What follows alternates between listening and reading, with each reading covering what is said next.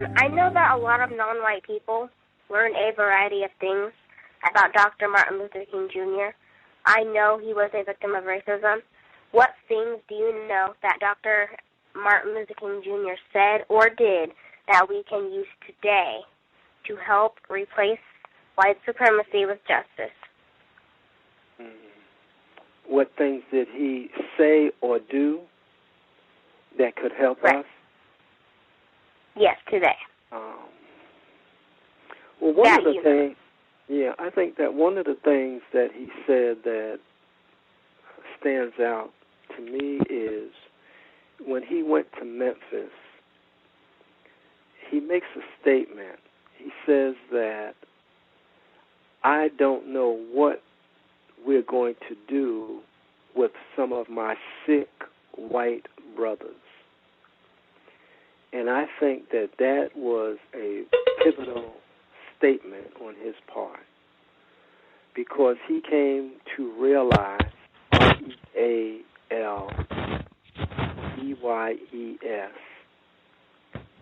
that he was dealing with something that was deeper than his original understanding.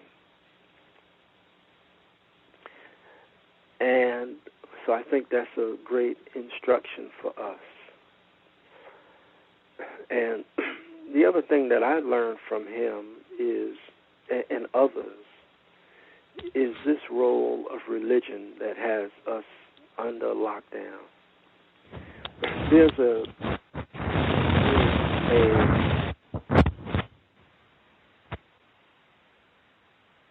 moment when Martin Luther King Jr. says that he was at his home and he got this vicious phone call late at night, and Coretta was in the room with at least one or two of the children. They were sleeping, and he got this vicious call. And, they said they were going to blow up his house, and he was just, it floored him. But he goes on to say that Jesus told him to proceed, to move forward, and then he says, and Jesus said, he'll never leave me.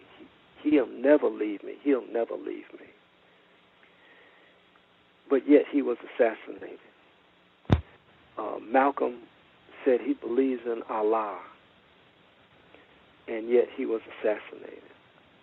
And I can go down the list. So the question is the real role of religion in how it relates to applied liberation. Those are two of the things that I learned from Martin Luther King, as well as watching what's going on in Egypt. They pray 5 times a day, and their prayers did not seem to relieve them from their oppression. It wasn't until they got up and went to work and got busy. And it's very fascinating that all of that took place in Liberation Square. It didn't take place in Freemasonry Square. It didn't take place in 5% Square. It didn't take place in Omega or Delta Square. And we can go down the list. It didn't take place in Christian Square. And my point is that all of that is irrelevant to liberation from under white domination. So those are the two things that I, can think of.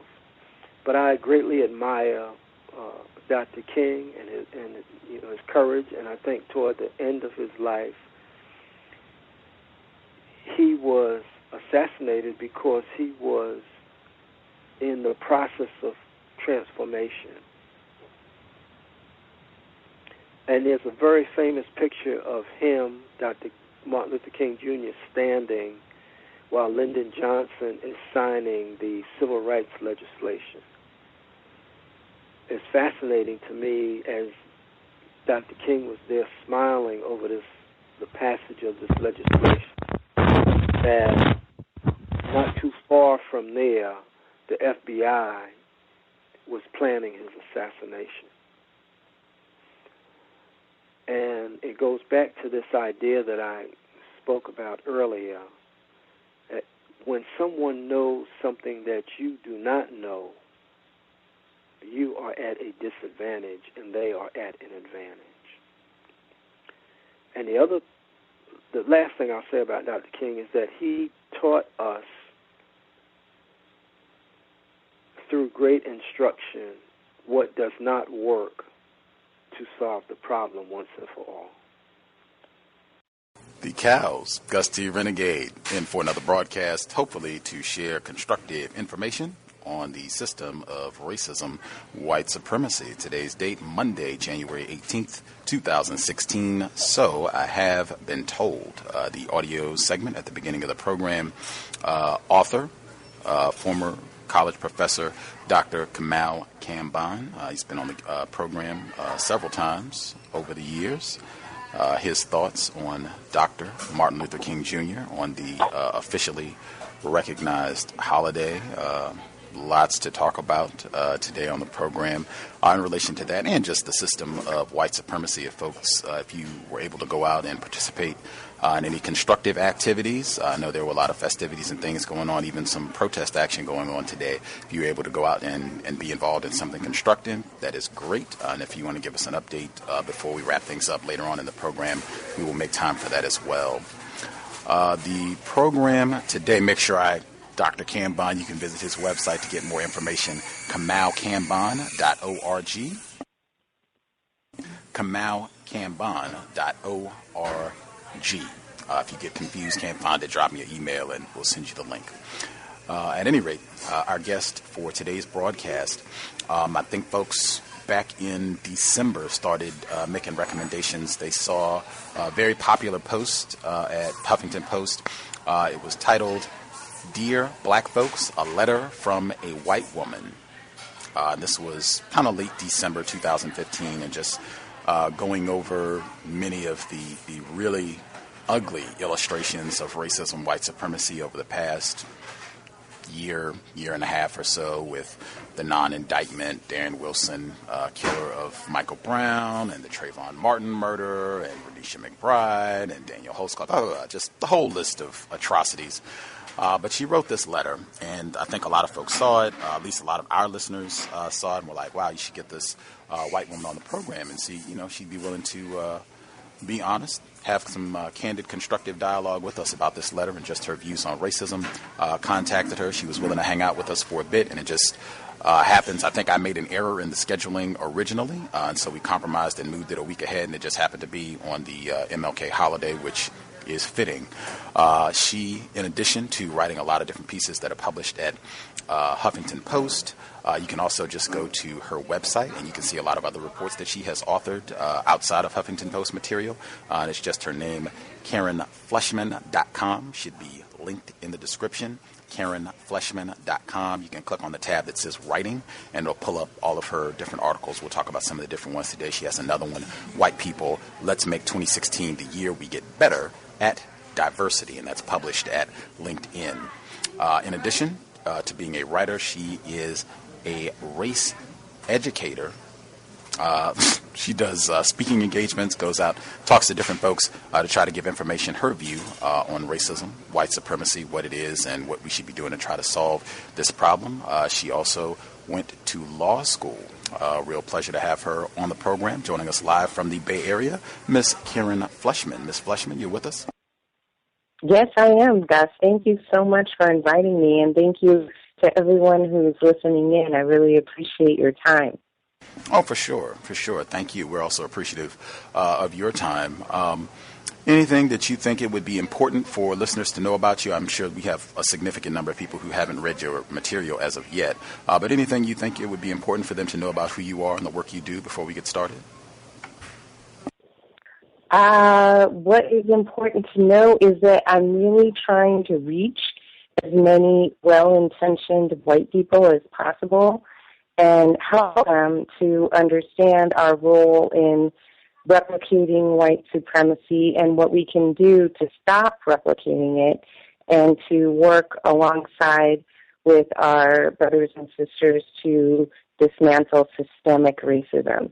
I think it starts by working on ourselves and then working on our relationships with people of color, and then we can work together to dismantle systemic racism. And I think without all three steps in that process, I think all three of them are needed to make the kind of change we need.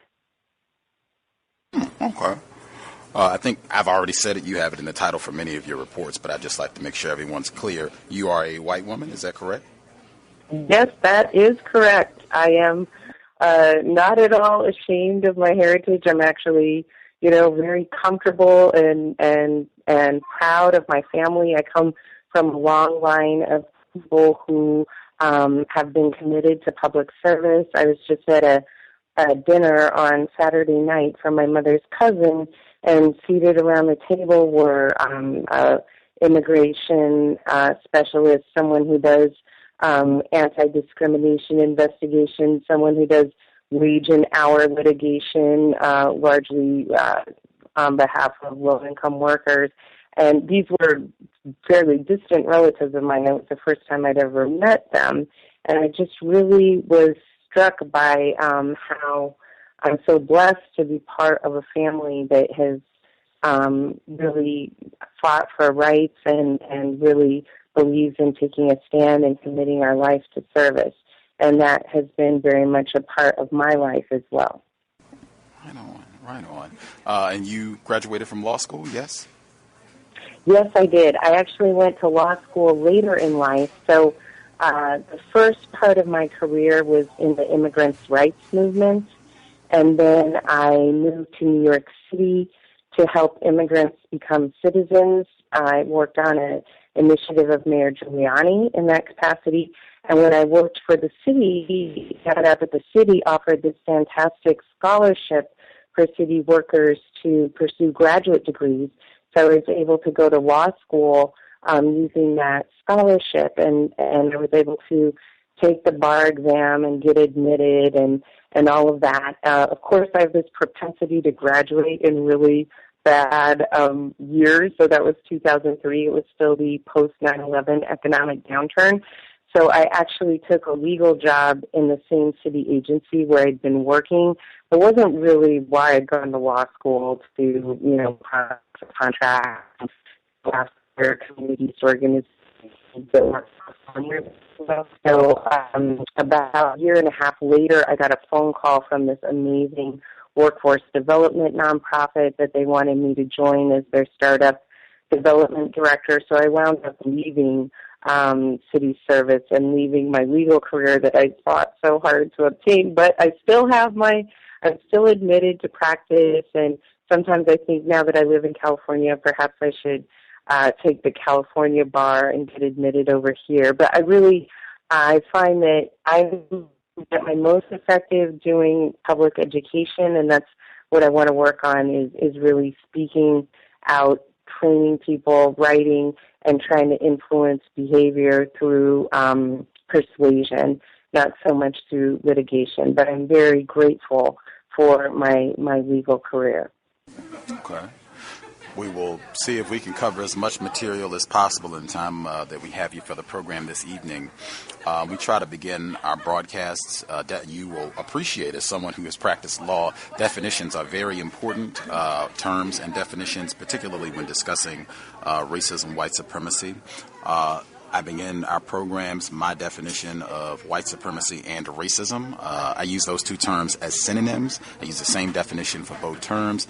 That definition is as follows: a global system of people who classify themselves as white and are dedicated to abusing and or subjugating everyone in the known universe whom they classify as not white. Do you think such a system exists? Do you think that is an accurate definition? I think it is accurate, but I do think there are a great number of white people who are subjugating other people unconsciously, or who are not, I don't think they're aware exactly of how their behavior is impacting others, and I don't think that they are, how can I put it? I mean, yes, I definitely think that white people intentionally harm other people, but I also think on some level people are doing it on a very subconscious level, or they are just what I call participating in naturally occurring all-white social circles.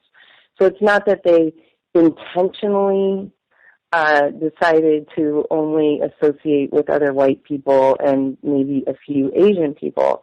It's just that the way our society is so segregated, it's very easy as a white person to just fall into those kinds of relationships, and then through those relationships replicate white supremacy by, sharing social capital and those types of things, even though when you were forming those relationships, it wasn't that you were necessarily intentionally excluding anyone, but it just kind of worked out that way. I find that a lot in the social circles that I participate in. And so, I try to bring it up when we're at the barbecue or the kid's birthday or whatever, and I look around and I don't see any people of color there, that, like, guys, I hate to be the downer here, but do you realize that we are actually replicating systemic racism just as we stand here and chat and, drink a couple beers together? That we as white people, racism is so insidious. It's in the air that we breathe. It's in everything that we do. So unless and until we start to look around and see that, take notice of it, and then realize it is a problem and actively go against it, we are continuously replicating it, even in the absence, I think, at some level of intentionality. Does that make sense to you guys?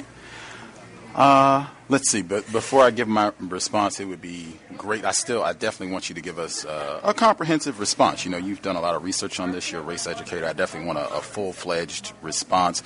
But it's been my experience a lot of times in conversations on racism, white supremacy, particularly with white people, they will give very long-winded answers. Malcolm X, he used the term pussyfooting, where we're not really get right to the point, let's be clear as possible. And that way it gives us more time to cover as much material as possible.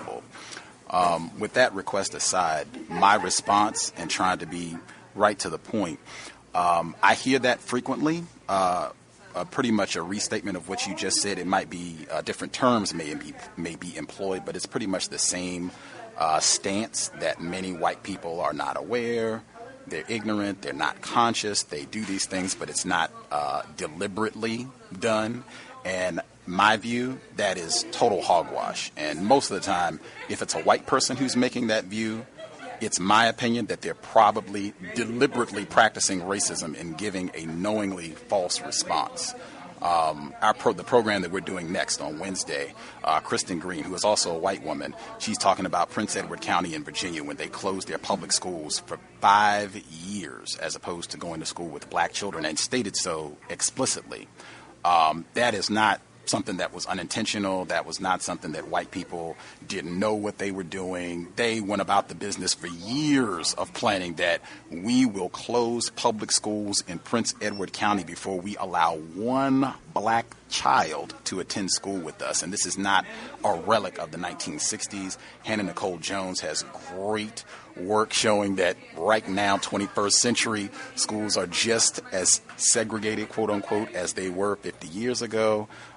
Even a professor at Emory University has a great report that's published that showed that white people, they did a study, and white people overwhelmingly have no interest in living around black people, even if all the amenities were the same, great schools, no crime, high property values, all the things that you would want to have in a neighborhood where you own property.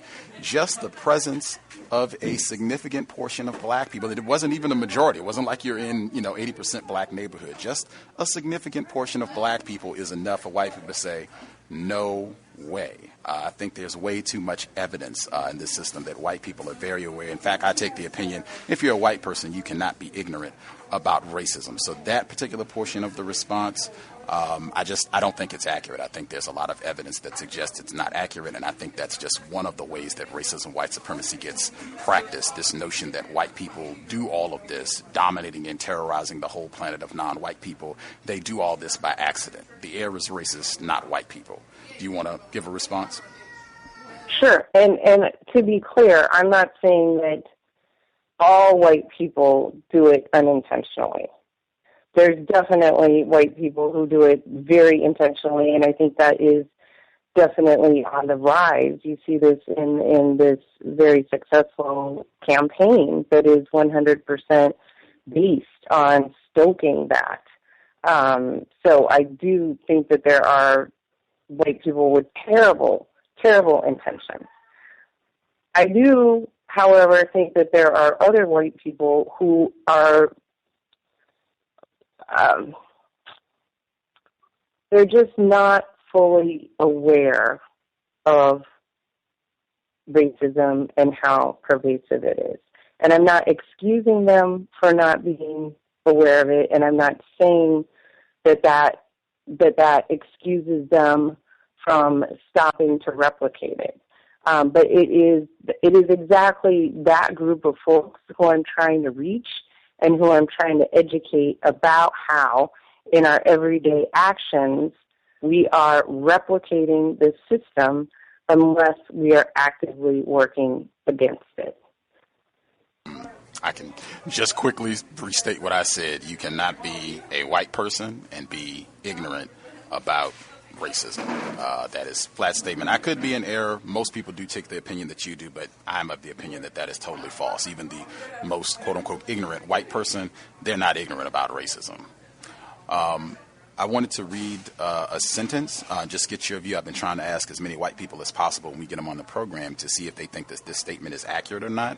This was published in The Atlantic at the end of 2014, so a little over a year ago. A non-white person wrote it, FYI, non-white author. So the sentence is, white people are often sincerely and greatly pained by racism, but rarely are they pained enough. And just the first portion of the sentence, I just want to see if you think that's accurate based on your experience. You're a white woman, the white people that you've been around. Do you think that a significant number of the white people that you have been in contact with, that you know of, that they are sincerely and greatly pained by racism? Do you think that's true? Is that true of a great number of the white people I know? Yes, ma'am. A sizable portion of the white people that you know.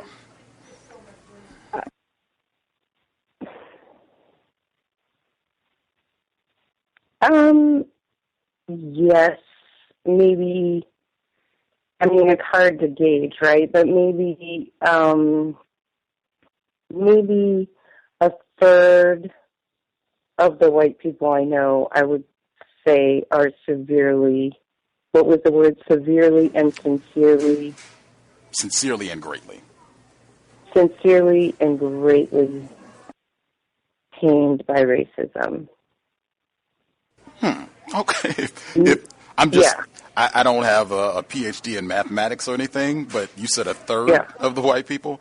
That would mean. Well, it's hard to. It's hard to gauge. I would say more and more are becoming that way, but I think again, a lot of them are just, they kind of live in this world where they don't understand how they are contributing to it, so it's hard for them to, or even how much how much damage they're causing, how much pain they're causing other people. I think they're starting to become more aware of it.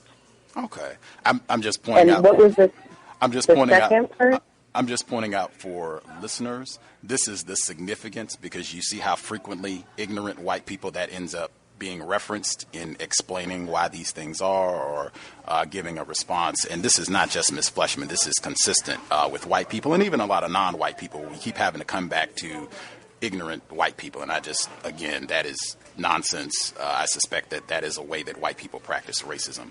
But you said a third of the white people that you know are greatly pained. And you said that you think that number is rising. I'm just comparing that with what you said earlier about the Donald Trump campaign. And it seems that there's a growing amount of this just blatant appeal to naked white supremacy and racism to get votes and to get white people to go in a certain political direction or to try to accomplish some sort of objective. That seems to be, to me at least, that seems to contradict the notion that there's a growing number of white people who are sincerely, greatly pained. But just to the mathematics of it, the number that you gave was a third of the white people. That, to me, would suggest that 2/3 of the white people you know are not sincerely pained about racism. And most of the white people that we've had on the program and asked about that statement, most of them have said that it's not true. I don't think it's accurate either, which goes to what I said earlier. Many times people are talking about racism and they're not speaking accurately, particularly when they're talking about white people. They make these sort of statements that are just not true. And I submit that's a big part of the reason why we have not solved this problem. We keep saying things and forwarding notions about white people that are simply not accurate, that confound our ability to understand racism, white supremacy, what it means to be white. Did you want to respond? Okay, now I'm starting to get confused about what you're saying is not true. That white people are not ignorant? That's one. I think I've been pretty consistent on that. And then this statement is not true, that white people are often sincerely and greatly pained about racism. I'm saying that that's not true, and most of the white people that we've had on this program have said it's not true. Not all, but most of them. Yeah, I mean, it's hard for me to generalize about all white people, and certainly the kind of, many of the people... I just want to get this in because I didn't say all white people. I just said a sizable, significant number of white people that you know.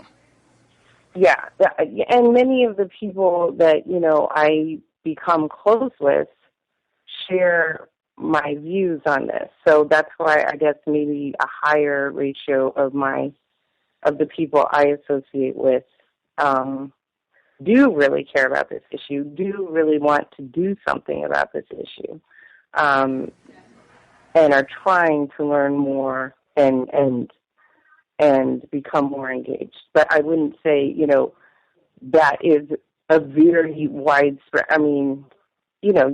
that's not very widespread among a lot of white people. What was the second part of the statement, though? That was the first statement, the first part. Well, it's just one sentence. It's got a comma in the middle, so the full sentence is white people are often sincerely and greatly pained by racism, comma, but rarely are they pained enough, full sentence. Oh, yeah. Well, that part I'm definitely going to agree with. So they get to the pain point where they start to... I didn't really... The second part of it is... to me, the second part is irrelevant because the first part is not accurate. So I didn't ask a question about the second part of the statement.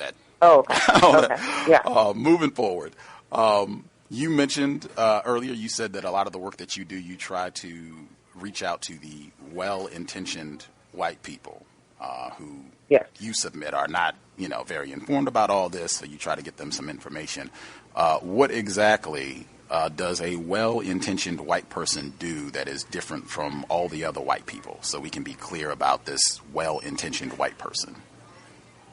Well, in other words, I don't want to get out there and, try and persuade people who are totally convinced that racism is not a problem, that racism is a problem. Like, that is a very, I would love to be able to persuade those folks. I would love to be able to win them over, but they are, very irrational. And so it's extreme. Like, I could spin my wheels for a long time trying to persuade them or convince them, but I don't think that's a good use of my time or my talent.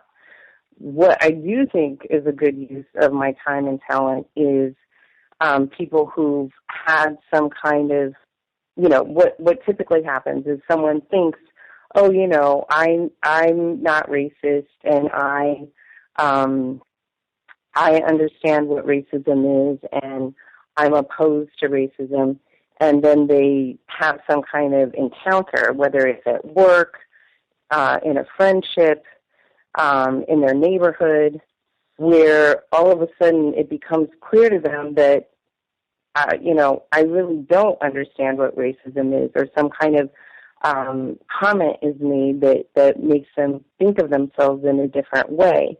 And those are the people that I try to help them understand what is at the heart of that matter, and what is it about the way white people think and behave that causes these situations to happen, and then how can we become aware of those thought patterns, aware of those behaviors, disavow ourselves of them, and really initiate and strengthen our relationships with people of color, so we can, understand what we need to do to work collaboratively, and then start within our sphere of influence to dismantle systemic racism as it shows up in our lives. I'm just making sure I got this clearly. So in answer to specifically the well-intentioned white people, what do they do that's different from other white people? And these are supposed to be white people who they don't think of themselves as racist. Something happens, something is said, whether it's they said it or whatever the case may be, where that gets challenged, and they're supposed to come to your workshop or your seminar, whatever you're doing, and you talk about racism, white supremacy, so that they get a better understanding of what it is, their role as a white person in all of this, and then they're supposed to go about the business of trying to help solve this problem. Is that a correct reassessment of what you said? Yes, that is a correct summary of what I just said. Okay. Again, we come back to, as I said before, that ignorant white person. It ends up becoming foundation. That's why I said it's very important to really get truthful information about this, because I'm saying that that's incorrect, and a lot of people submit that this is what the problem is, or this is a big part of the problem, ignorant white people, and then it gets referenced frequently. We keep coming back to ignorant white people that are not aware. That just isn't the case in my view. My suspicion in terms of, well, let me even ask this first. Are you going to like businesses? Are you going to companies and places to do these type of workshops, to work with employees, or who exactly is your clientele? My primary clientele, and I'm just on the cusp of starting to do this work. So okay. Up to this point, my work has been for my nonprofit clients, doing community outreach and doing program development to make their programs more effective. I'm just now starting to do this work, and to date, my clients have been nonprofit organizations, government organizations, and now I'm starting to get universities and for-profit companies as well. Okay. So now, I guess, branching out now that you're getting some of these government institutions or universities or for-profit institutions that are asking you to come in to do this work, to work presumably with their employees so that they are not having these incidents where somebody has done or said something racist or been accused of such a thing. My view, it seems to me that there's a growing number of white people who do this kind of work, and even some non-white people, but certainly a growing number of white people. To me, it sounds more like going to talk to these white people who are probably racist and getting them to refine their speech and actions so that they are not saying and doing overtly racist things around the non-white people that they're working with, or if they're at a university setting or whatever the case may be, so that they're not saying these things. They are still racist, but they're just not saying things. They can function around non-white people. That is certainly not my intent. I do not want to help people to refine how to continue being covertly racist. Is not at all what I'm trying to get them to do. What I'm trying to get them to do is to understand our role as white people in replicating white supremacy, to radically disavow ourselves of our superiority, and then think through everything that we do that reinforces our superiority, rethink the way we kind of view the whole world, right? Because we have been taught from a very early age that this is the natural order of things, that we are at top because we work harder, our parents did all this stuff to set us up for success, blah, blah, blah. So we've been fed this lie for a very long time, and to understand our role, that we have to stop believing that, and we have to start considering ourselves equal as everybody else, and changing the way that we do things to make that equality possible for other people. That's what I'm trying to do, not to just keep perpetually doing it and not, get in trouble for it litigation-wise or employment discrimination. I have no interest in that. I'm trying to get people to really understand how through our day-to-day interactions we're replicating this stuff, and to stop doing that. Context of White Supremacy, again, Miss Karen Fleshman. What are some things that you do, have done, are doing to reinforce racism, white supremacy? You are a white woman. What are some things that I have done to reinforce white supremacy in my own life? Yes, ma'am. Wow, that's a great question.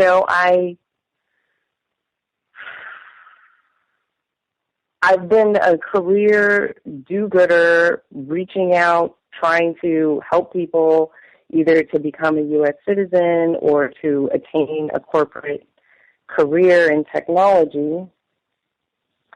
And that was what motivated me to change, to want to start reaching out to white people, because I realized that I was helping people get these great careers, and they were very grateful and, having a higher quality of life, buying homes, going on nice vacations, etc. But they were still facing tremendous aggressions, both at work and in their personal lives, that were rooted in white people's perpetuating of white supremacy. So that is what I realized, I could keep working in nonprofit, encouraging more people to go off on these careers, but that until we start to end racial inequality in our society, we're going to be mired in the same mess that we're in right now indefinitely. So I realized that in some way that by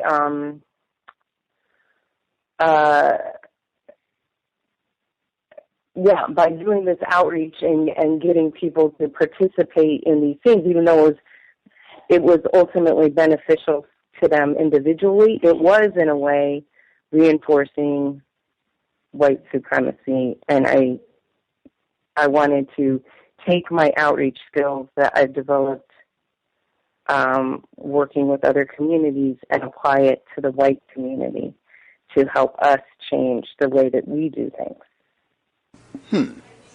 Any other times that you can think of where you can, honestly acknowledge, hey, as a white person, this is a moment where I was practicing racism. This is a moment that I can remember where I was practicing white supremacy, reinforcing white supremacy, as you say. Any other things you can think of? Oh, I mean, 8 gazillion, just different times in your life. I grew up in a very white part of the country, and I went to a high school where the football and we were consistently state champions in football and basketball. So the coaches were our history and social science teachers because that was considered an easy subject. So I didn't really learn very much about history or social science at all in high school, and so I was very,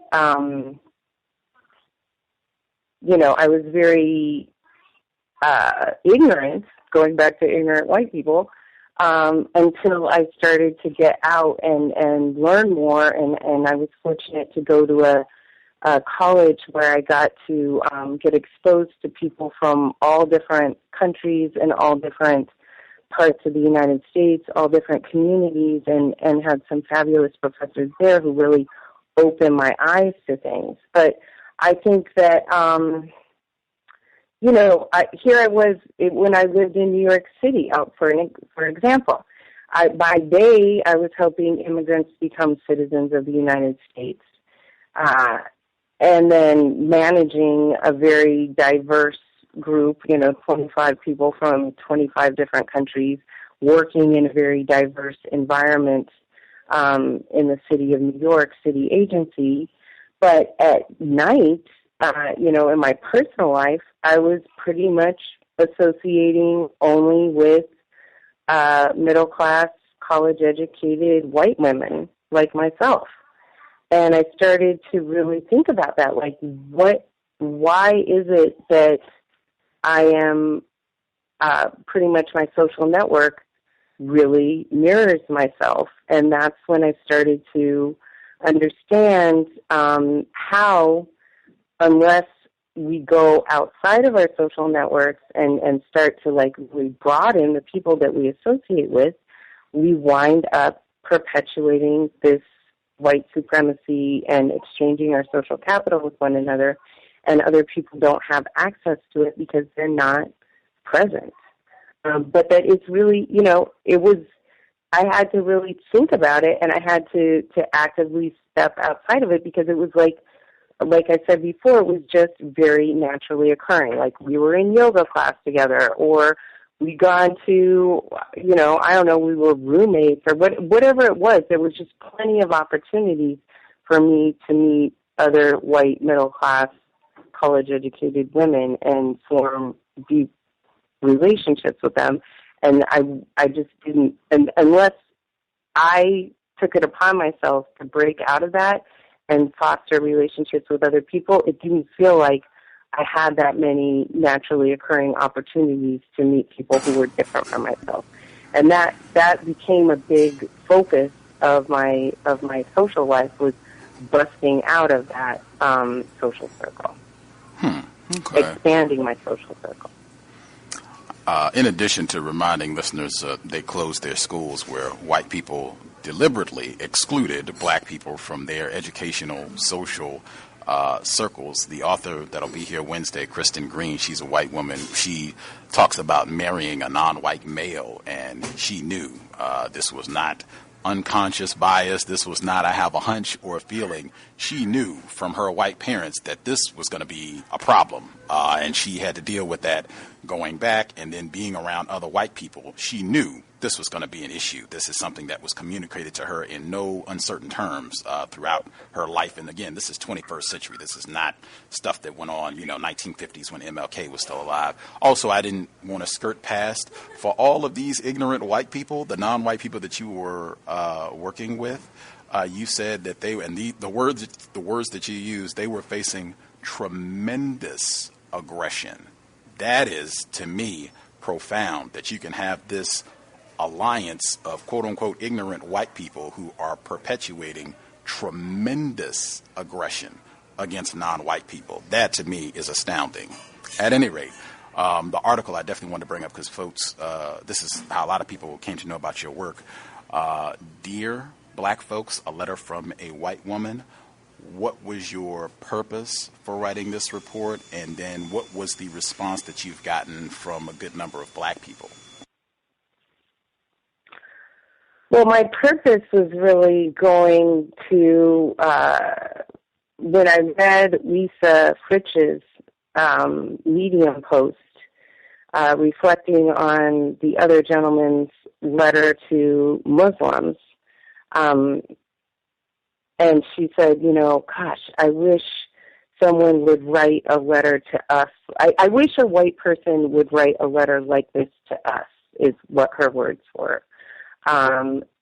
it had never occurred to me before, because I feel like my work is really around educating white people, reaching out to white people. It had never occurred to me to write a letter to black people. But when I heard her say that, it really resonated with me, that I wanted to write that letter back.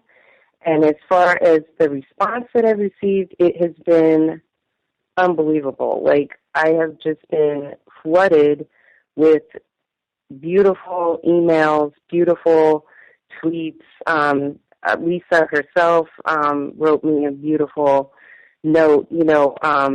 Just, it has been such a positive response. It got picked up by some comedians, by Vicky Smiley and D.L. Huey put the post on their blog. So that's when it really got very widely circulated, and I just received so many very sincere and loving responses to the letter.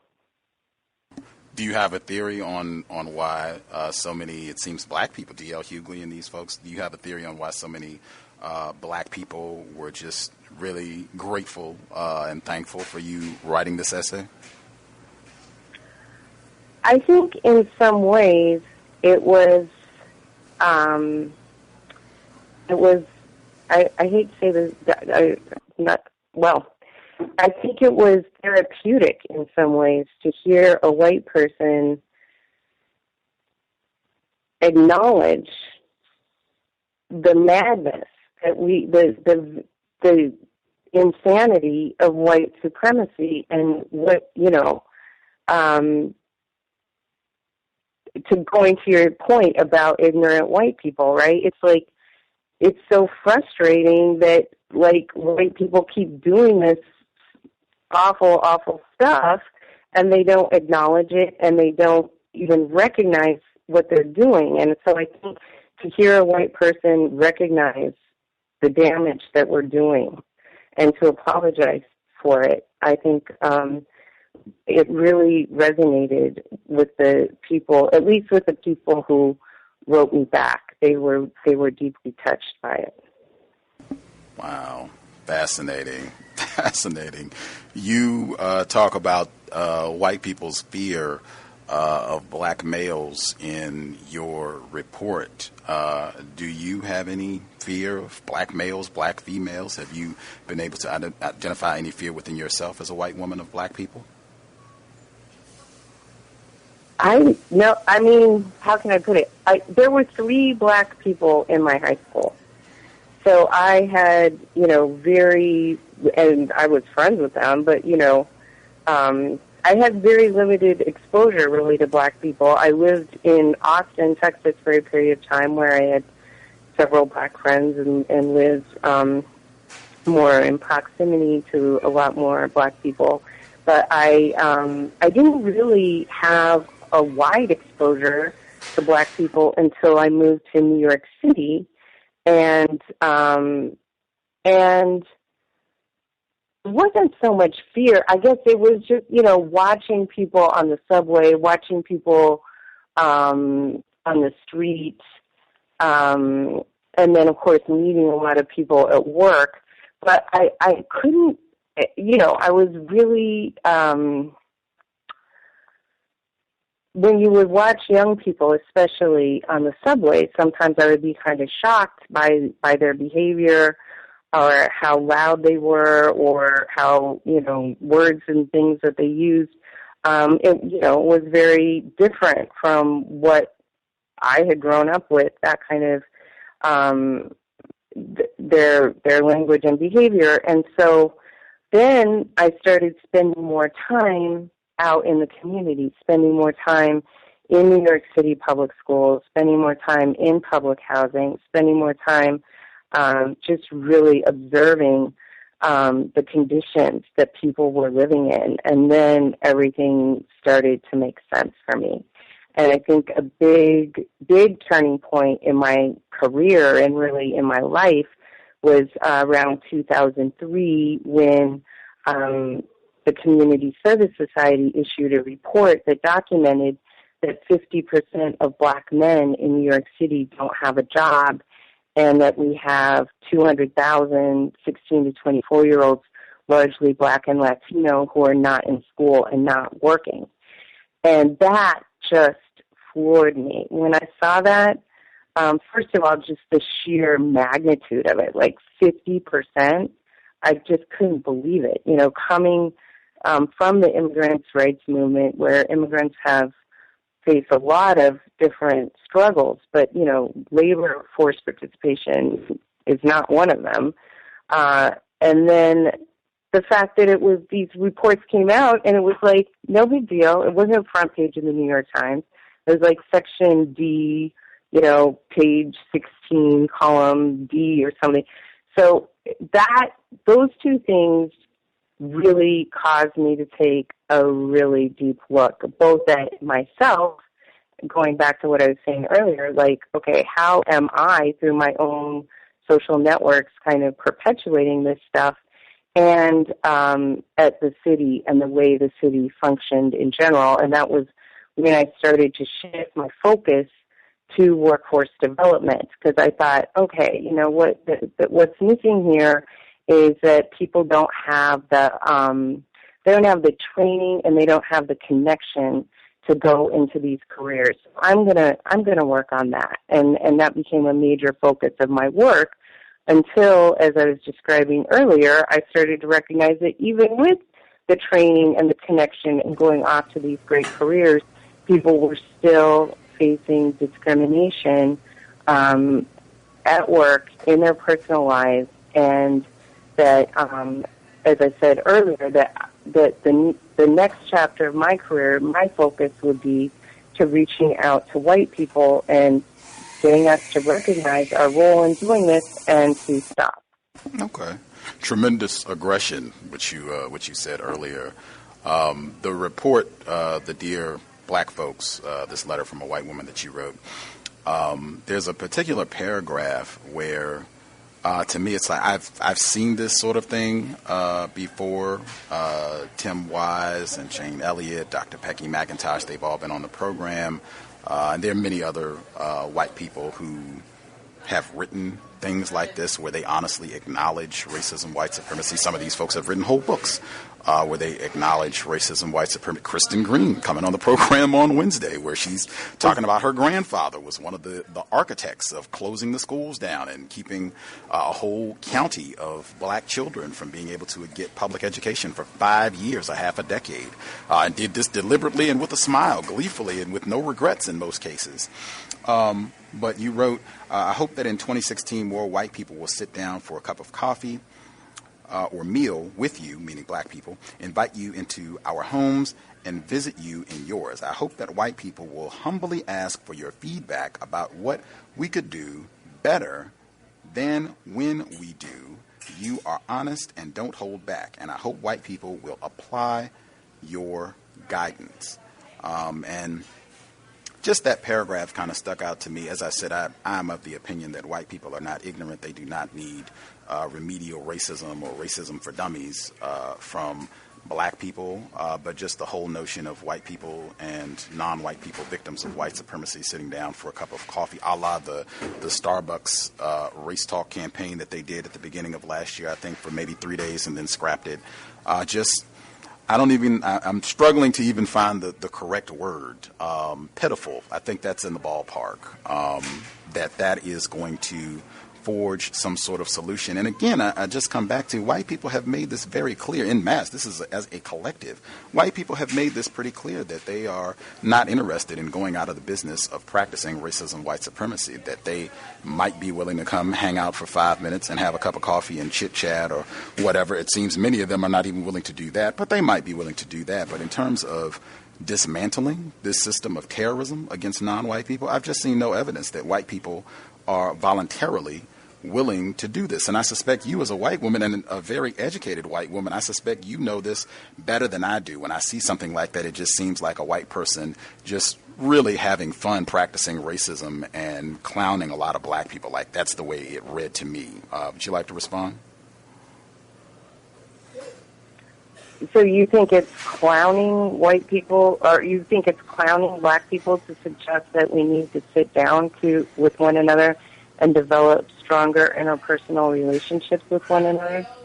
Absolutely. If we're talking about the system of white supremacy, and that is the proposed solution from a white woman who's graduated from law school and all the other educational experiences that you have, professional experiences, networking that you've done in doing immigrants' rights, to think that this problem is going to be small, that this is going to make any impact at all, to have us go and hang out at Starbucks for 30 minutes. I mean, that is total nonsense. Like, how is that in any way, shape, form going to impact the problem that you mentioned about black people not having employment in New York?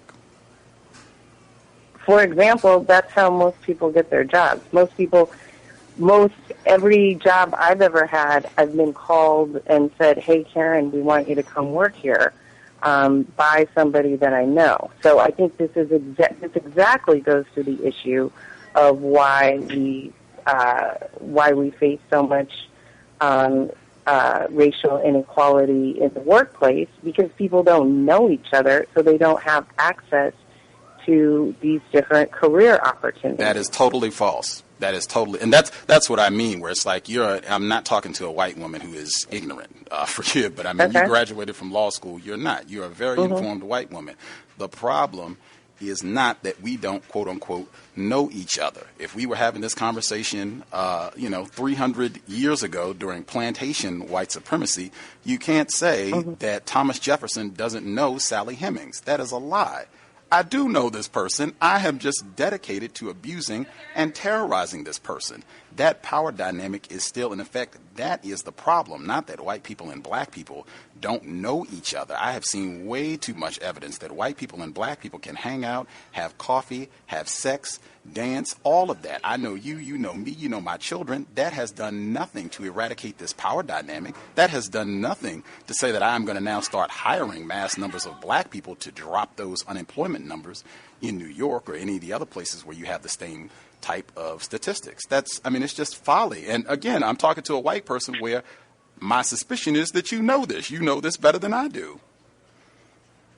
Well, I mean, statistically, I don't have the citation right here, but the majority of hires are done through interpersonal networks. Totally understand all that. Because you're just saying the same thing over and over again. I totally understand that. The golf course, yes. Okay. Most of the hiring, it doesn't come from the paper. Most of these are internal hires. White people are not going to give that up to begin including black people. That's what I'm saying is the point. Not that, somehow if we just can mush white people and black people together, that will resolve that problem. No, I'm saying that white people have deliberately set that type of system up, and they have every intention of keeping that in place, and there's large evidence that would suggest that that's true. That's what I'm saying. To just keep going back and saying that that's where the hiring comes from, I know all that. All of that is the system of white supremacy that I've seen no evidence that white people are going to discontinue voluntarily. Well, I hear what you're saying, and but that's why I think that the way we move forward as white people, the way that we can understand how racism operates and stop replicating it, involves three things: working on ourselves, working on our interpersonal relationships, broadening our social networks, so that we can understand how racism replicates, so that we can understand the nuances of our behavior that is causing this to replicate. I mean, I can't counsel for every single situation, but people have to listen and authentically understand what they are doing wrong, and then they can start to change their behavior, and then we can work on dismantling systemic racism side by side. Then how do you think that white supremacy ever ends? I think if you think that white people have no interest in ending white supremacy, and it's going to go on forever and ever? I never said it's going to go on forever and ever. There would be no point in doing this program or anything else related to racism if it's going to go on forever and ever. I would, go find something else to do with my time. I'd go protest or watch, the basketball game or whatever else. The first step is to get honest information. That is number one towards solving any problem. Accurate information is number one. Accurate information, in my view, is all this nonsense about we need to hang out and sit down together and have a cup of coffee. That is total folly. Understanding that white people are dedicated. They're not ignorant, because, again, you just said it again. White people don't understand. They're ignorant. They're not aware. That is hogwash. White people cannot be ignorant about racism. If you are white and you are making errors in what you're doing or saying with regards to racism, other white people will correct you. They will be the first ones to step up and let you know that you've made an error, that you don't have some information. We need to catch you up to speed. You missed a memo or something. This is what you're supposed to be doing as a white woman. This is what you're supposed to be doing as a white man. This is what you're supposed to be doing as a white child. We've had tons of white people even come on and talk about how they started to get these lessons about what they are supposed to do, what is expected of them as a white person when they were a child, 5, 4, 3, even younger than that in some instances. I think that's starting number one, as opposed to coming to this and thinking that the problem is that white people are ignorant and that there needs to be a sizable amount of energy, really any energy, dedicated towards informing, educating, clearing up confusion that white people have that is causing them to practice tremendous aggression and terrorism against non-white people. That is not the result of ignorance. That is a result of devotion, dedication to maintaining white power over non-white people. There was one other question I wanted to make sure I got in about your essay. Some of the people that read it, I guess they took the opinion that you were writing it because you said that fear of black males and this violence and aggression towards black males, that you were presenting it as though black females were kind of collateral damage to racism, white supremacy, and some folks took major issue with that. Could you respond to the people who said that you did not present it as black females are equal victims in the system of racism, white supremacy? Yes, I completely hear that, and that was a huge error of omission on my part. I did not mean to make it seem that the only way that black women suffer is as a result of the collateral damage of our fear of black men. And I understand how reading the letter, the way that I framed it that way, makes it sound that I don't recognize that. I do recognize that. And I also, another terrible omission is I should have recognized the pain and suffering of black LGBT people who are, extremely vulnerable and suffer in a whole other way. So if I were to write the letter again, I would definitely make those points much clearer. Right on. Okay. Have you, in any of the work, because you talked about working before with immigrants' rights and the work that you're doing now, at any point, or any of these letters and things that you've written at Huffington Post, have you ever been seriously threatened, or there was a realistic danger to your safety, or even serious jeopardy to your employment? Has that ever been the case? I've received a lot of hate emails, tweets. Someone recorded a video, like a threatening YouTube video. Somebody hacked my email. I don't know if that was related, but it was around the same time as the post that I did on the Charleston massacre. So, yeah, I definitely received a lot of hate messages. Also, with this most recent one, people thought because my name that I am Jewish, and I received a lot of anti-Semitic messages. Were you in fear for your personal safety or your livelihood, feeling that you might lose employment opportunities as a result of any of these threats? Oh, yes. I'm definitely, really, I think about it a lot, about my personal safety and about the people that I'm close to, and also am I jeopardizing,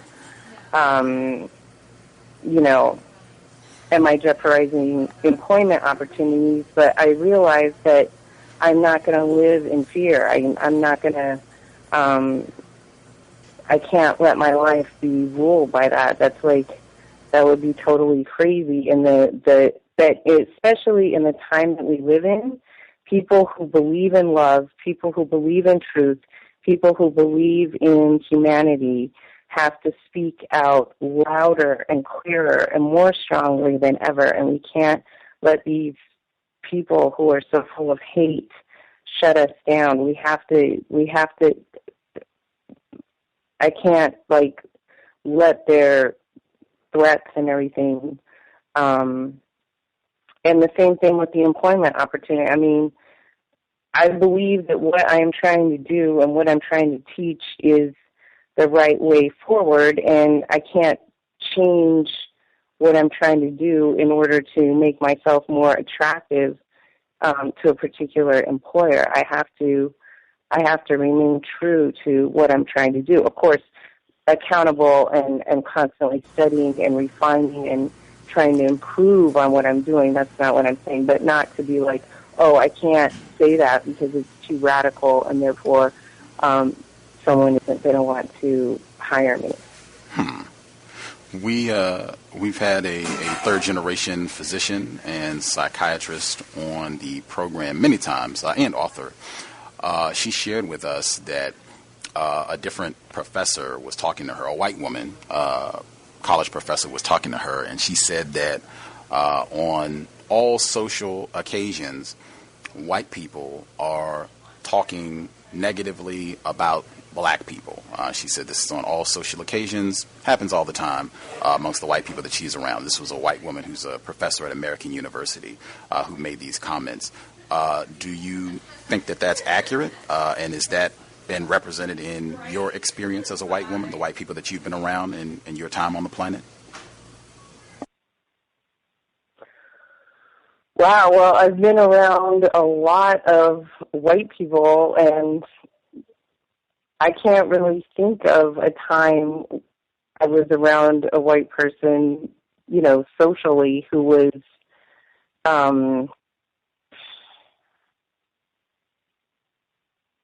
saying something, you know, overtly racist and openly racist. I can think of innumerable times I've been around white people who were unaware of systemic racism or silent about systemic racism. That happens, I think, all the time. Interesting.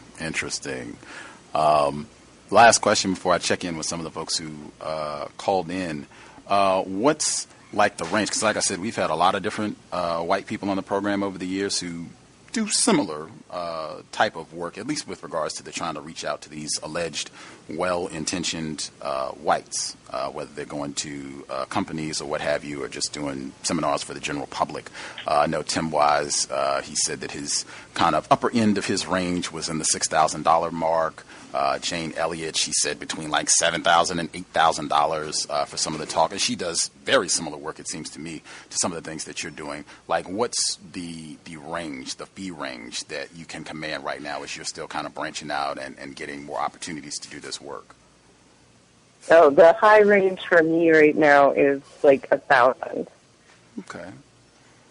But you did say... I also have two partners. I have a Mexican-American woman who's a PhD in curriculum and instruction and experienced school administrator, and I have a black woman who is also a PhD in adult education and a career educator. Both of them are experienced racial equity trainers, and we collaborate as well. So when the three of us are involved, then it's a little more expensive because there's three people. Okay. So you said for you right now, the upper range is 1,000. And you did say earlier that you just started branching out, that this seems like you're still early stages in terms of being able to reach out and get for-profit companies and universities, even some government institutions, correct? That is correct. Mm-hmm. Okay. If folks have questions you would like to ask Miss Karen Fleshman, the number to dial 641-715-3555. 3640, and the code is 564943 pound. Press star 6 if you have a question. It seems like there are a lot of folks who would like to get a question in, so we do not have time for speechifying and lengthy commentary or what have you. Just ask your question so we can keep moving. That way we can get everybody who dialed in with a hand up. Thomas in New York, did you have a question for Ms. Fleshman? Your line should be open.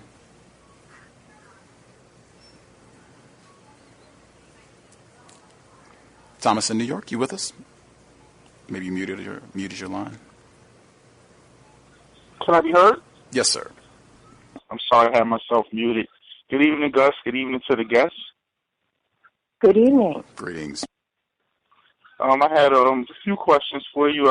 Hopefully we could just get very quick and concise answers because it's short for time. I just wanted to know, do you think white people were ignorant during the time of slavery? Do I think they were ignorant? I mean, I can't make a generalization about all white people, but I would find it very hard to believe that they could have been ignorant. Any white people at all could have been ignorant during the time of slavery. No, I don't think white people could have been ignorant during the time of slavery. Do you think any white people at all could have been ignorant during the time of Jim Crow segregation? We had signs saying no niggers allowed, whites only. No, I don't think white people could have been ignorant during the time of Jim Crow. So this is something fairly new, this white people being ignorant about racism. This is something like that happened in the last, how many years would you say? I don't know how to couch it. And again, but let me clarify by what I mean by ignorant. I think there's a great video that just came out about non versus anti. So I think there's a lot of white people who understand that racism is wrong. They're very saddened and upset by the police killings. They understand all of that, and they consider themselves to be non-racist. They don't. What they are ignorant of is that just being non-racist isn't enough. That as long as we are just living our lives the way that we do, we are complicit in replicating racism, and that we have to change our behaviors. Racism is not something that those people over there do. It's something that we all do. And I think that is what they are ignorant of. They think that they are non-racist. They think that the civil rights movement was great. They think that, everyone should have equal access to opportunity, but they don't see how their own behaviors and practices are replicating the kind of inequality that they have. That is the point that they are ignorant about. And I think more white people are starting to recognize that and starting to seek guidance about what they can do to stop replicating it. Okay. Let me, my final question, because that's actually my other question I have for you, is, you've been in New York now for a while. You said you're from Austin, Texas, and you only had a few black people in your classroom? Well, I grew up in Colorado. I lived in Austin, Colorado. Texas. Yeah, I grew up on the Front Range of the Colorado Rockies in a high school where there were 3 black students. I lived for a time in Massachusetts and a time in Austin. I moved to New York in 97, and now I actually live in the Bay Area. Oh, okay. Before I ask that question, I have, during the time when you were in Colorado and there were only 3 black children in the classroom, do you have any stories of acts of racism you saw happen against these 3 black children?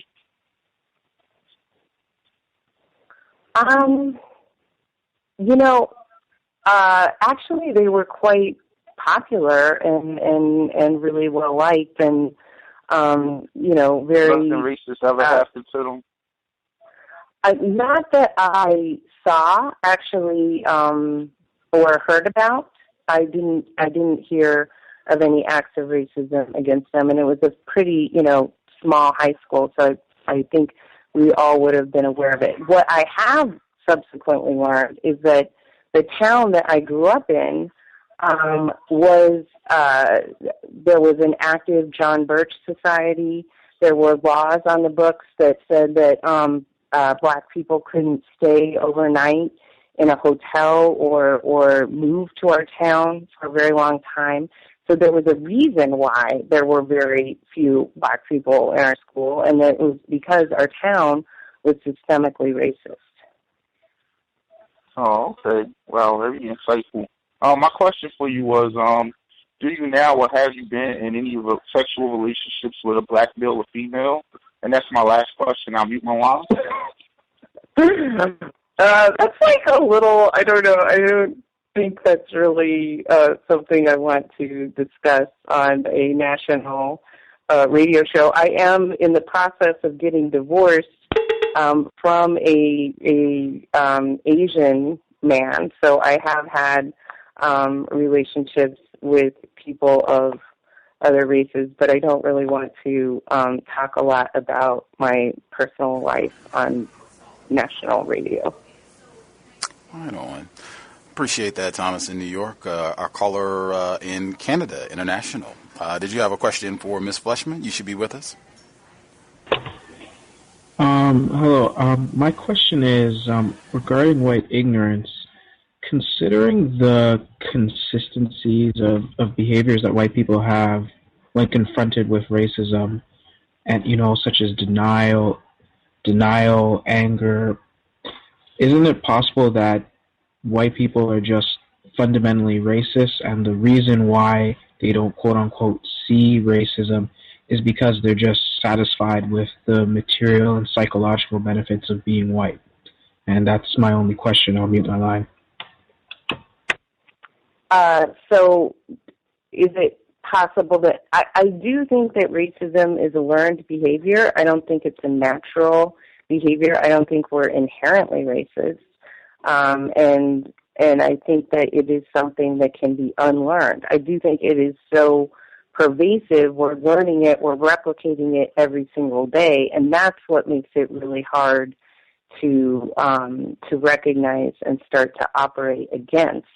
But I don't think it's inherent or natural.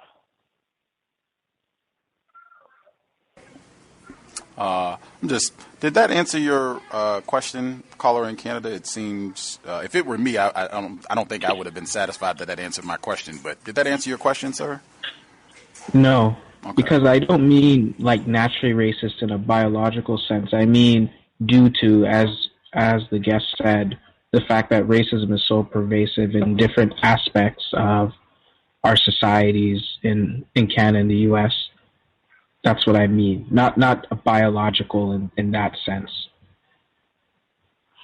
Okay, so can you re-ask the question then? Let me see if I understand. In light of the way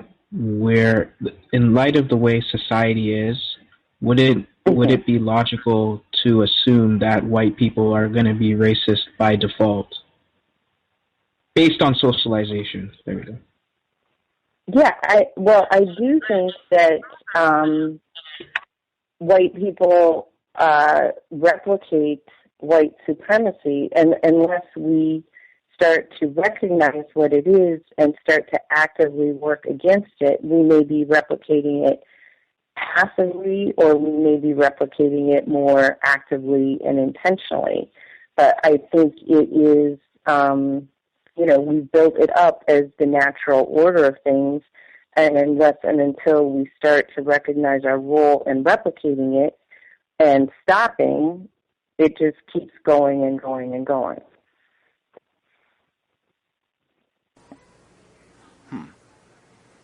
And I think that's what can make it really difficult to recognize, is that we just think, this is the way things are. This is the way they've always been. This is the story that I was told by my parents, and this was the story of how my family got to where we are and how I got to where I am. There's great work on this by Nancy DiTomaso, where she's gone out and interviewed a lot of white people about their belief about how they got their job and how they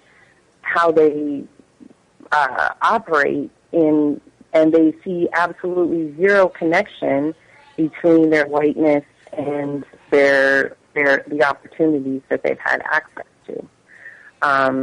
But if, there's some kind of affirmative action or some kind of diversity recruiting at their company, then they think that is patently unfair. Meanwhile, when she asks them, well, how did you get your job? They say, oh, well, my cousin worked there, or I went in for the interview and I saw my friend from high school and he said, oh, yeah, you should definitely work here. So they don't recognize how their own whiteness is at play in the access to the opportunities that they have, and they think it's unfair if somebody else gets access to the opportunity that they had through some other way. They think that somehow this social networking thing that we do with one another is the way things are done, and it's not any unfair advantage that they have. Just tossing in, it is obligatory on my part anytime affirmative action is mentioned. The people who have benefited most from affirmative action are people like Ms. Fleshman. That is the image you should have in your head the first time affirmative action pops up. White women, by far, no contest, they have been the ones who benefited most. And as I've said, I believe white men are the folks who benefited second most. But there's no debate. This is Time Magazine, as many sources as you need. It's in Pam Trojan Horse Publications, her book. It should be no debate. White women clearly have been the folks that have benefited most, and that doesn't even get included in most of the dialogues on affirmative action. And just to her, Ms. Fleshman, her final point, to me, it sounds exactly the same as anyone who cheats or is engaged in criminal activity, theft, and then they say, hey, where did you get all that money? How did you do that? Oh, man, just lots of hard work, man. Sweat, tears, putting in time, putting in effort, and we got it to work. It sounds very similar where I know we've cheated. I know we've done all kinds of underhanded things and practiced racism to get these advantages, but I'm not going to admit that, whether I don't want to do it out of guilt, shame, whatever the case may be, or I just, enjoy making myself feel good that I acquired all this through some sort of diligence and perseverance on my part as opposed to cheating, practicing racism. Our caller in Detroit, did you have a question for Ms. Fleshman, caller in Detroit? May I be heard? Yes, ma'am. Good evening, Gus, to the callers and listeners, and to your guests. I do have a couple questions. My first question is, I've heard you mention, throughout the program that you feel white people are ignorant about racism, but I just wanted to know, who do you think is most confused, just in your experience, about racism, white people or non-white people? I think definitely white people are the most confused about racism. Okay. And my next question is, you said that you're trying to reach the well-intentioned white people. I consider myself a victim of racism, and I just want to know, how can I determine the well-intentioned white people from the racist white people? Well, I think that's really hard to do. Dr. King said in the letter from the Birmingham jail that he had come to understand that actually it was the liberal white person who, claimed they were an ally and claimed that they wanted to help, but just didn't want to do it immediately or didn't want to do anything too radical, who were actually more of the problem than the overt Ku Klux Klaner, because at least, with those folks, you knew what you were up against. How can you tell if someone is well-intentioned or not? you observe it in their behavior, you do observe it in their interactions.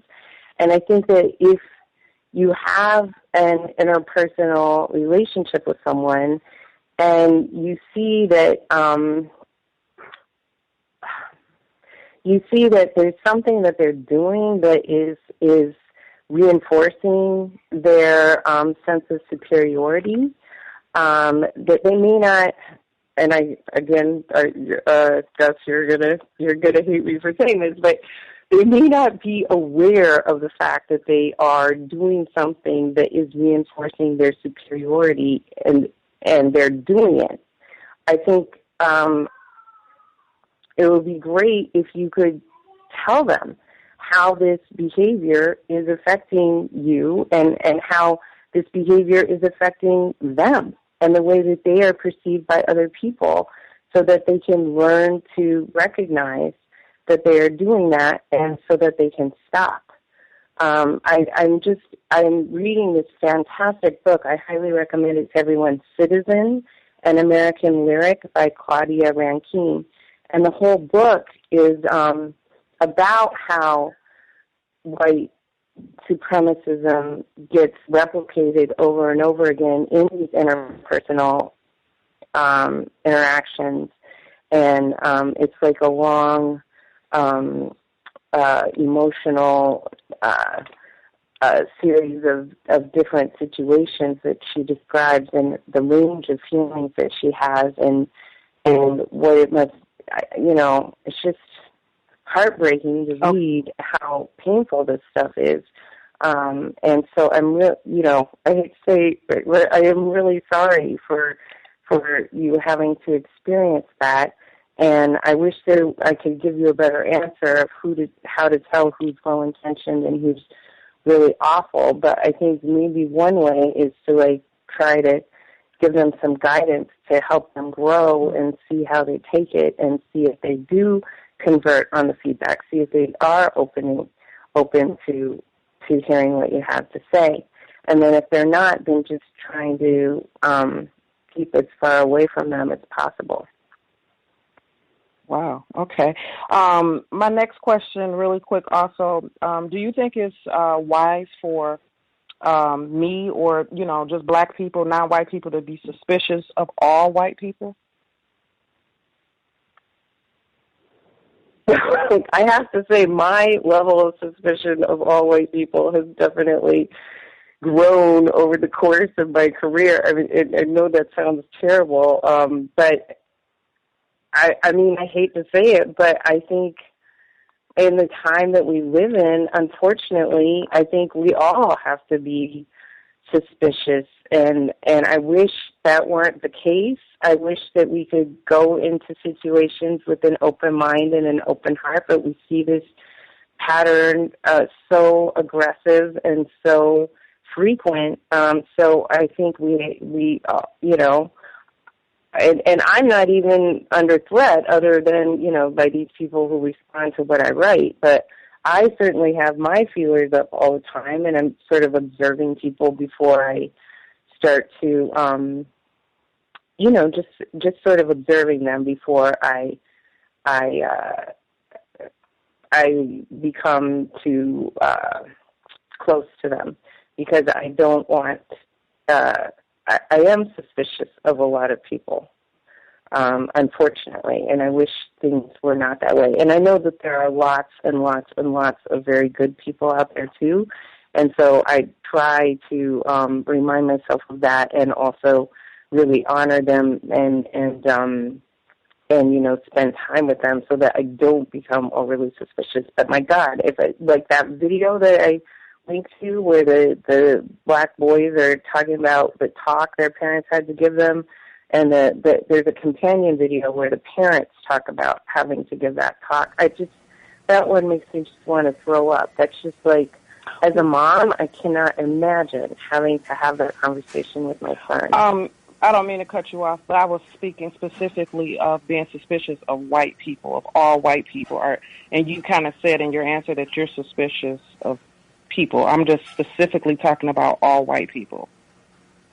Yeah, I I would say I'm pretty suspicious of all white people until they give me reason to not be suspicious of them. Yeah. Okay, and I have two more quick questions. Do you think that you have unlearned how to practice racism? You said something about it's a matter of unlearning, and I'm wondering, do you think you've unlearned this practice? I mean, I'm far from done, right? I'm going to be working on this my entire life. It's not, I'm nowhere near, but I don't think, but I'm working on it, you know, and I think it is a journey and it is a process and it's something that you have to dedicate yourself to for your entire life, but I think it can be unlearned over time, or at least you can get better. Okay. And my last question is, you mentioned that you got an overwhelming response of, like loving responses was your word, from, I guess, black people to your article or your letter that you wrote. What kind of responses did you get from white people? Just the majority of white people. Was it loving and the same kind of response? You know, it's interesting. I don't think that anybody who wrote me back was white. I mean, they didn't, maybe like one or two people who sent me an email after that were white. On my past, so it's super interesting. When I title a post white people : it gets many more views, right? There's something about being called white people that causes a lot more people to look at it. And then the commentary is often very, very cruel, very dismissive, belittling. They use swear words. You know, they're just like, it causes a lot of anger when I call out white people on ways that they are replicating racism. Okay, well, thank you for taking my call, and I will mute myself. I'll just say one thing. This has been pretty, I'll use Gus's word, fascinating. Thanks. Right. Oh, thank you. Just wanted to say really quick, Gus is not a hater. I do not hate when white people give their responses, true or not, on the program. And second, Claudia Rankin, for folks who've been listening, if you remember the compensatory call-in from just within, I think, the last 30 days, and I played the segment, Claudia Rankin was on the audio clip. I think some people were confused because we just had audio, so you couldn't see her. And some people thought she was a white woman, and I said, no, she's black. That was the clip where the female said that this problem of racism is going to continue until white women start to have black babies, and they can empathize with what's happening with regards to racism. That's Claudia Rankin. We discussed her just within the last 30 days on the compensatory call-in. Before I hit the next caller, and that's going to be the caller at 5640, last four digits 5640. Again, Ms. Fleshman, if you could just try to be a bit more to the point with your answers. And I say this just my observation again. Sometimes I think this is how white people practice racism, to give very convoluted answers that really stray far from what the original question was. If you could try to do that, that would help us to cover as many of the callers as possible. The caller at 5640, did you have a question for Ms. Fleshman? Hello? Yes, ma'am. Hi. Yeah, I have a question for the guest. When you were growing up and into your adulthood now, have any of your close family members, friends, associates, all whites, I'm asking of the whites, have they ever used the N-word around you, and or did they say racist jokes, and what was your response? I don't recall any of my close friends or relatives using the N-word. It was definitely, I was taught from a very early age that is a terrible word. You never use that word.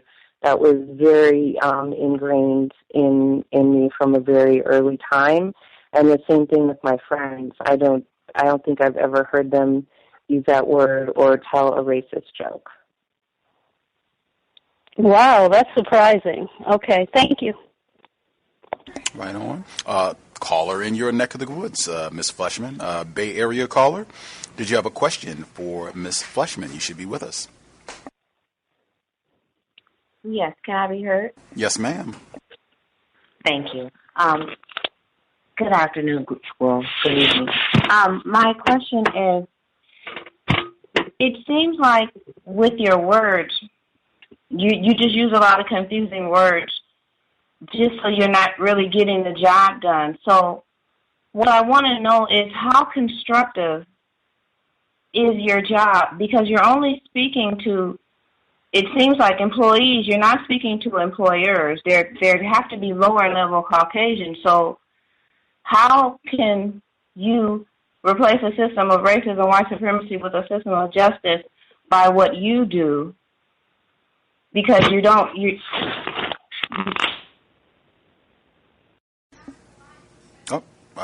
are you still with us? Yeah, okay.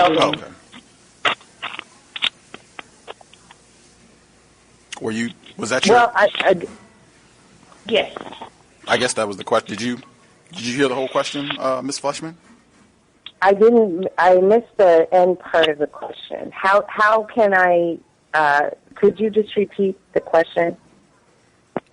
How is your job you're doing right now replacing the system of racism and white supremacy with a system of justice?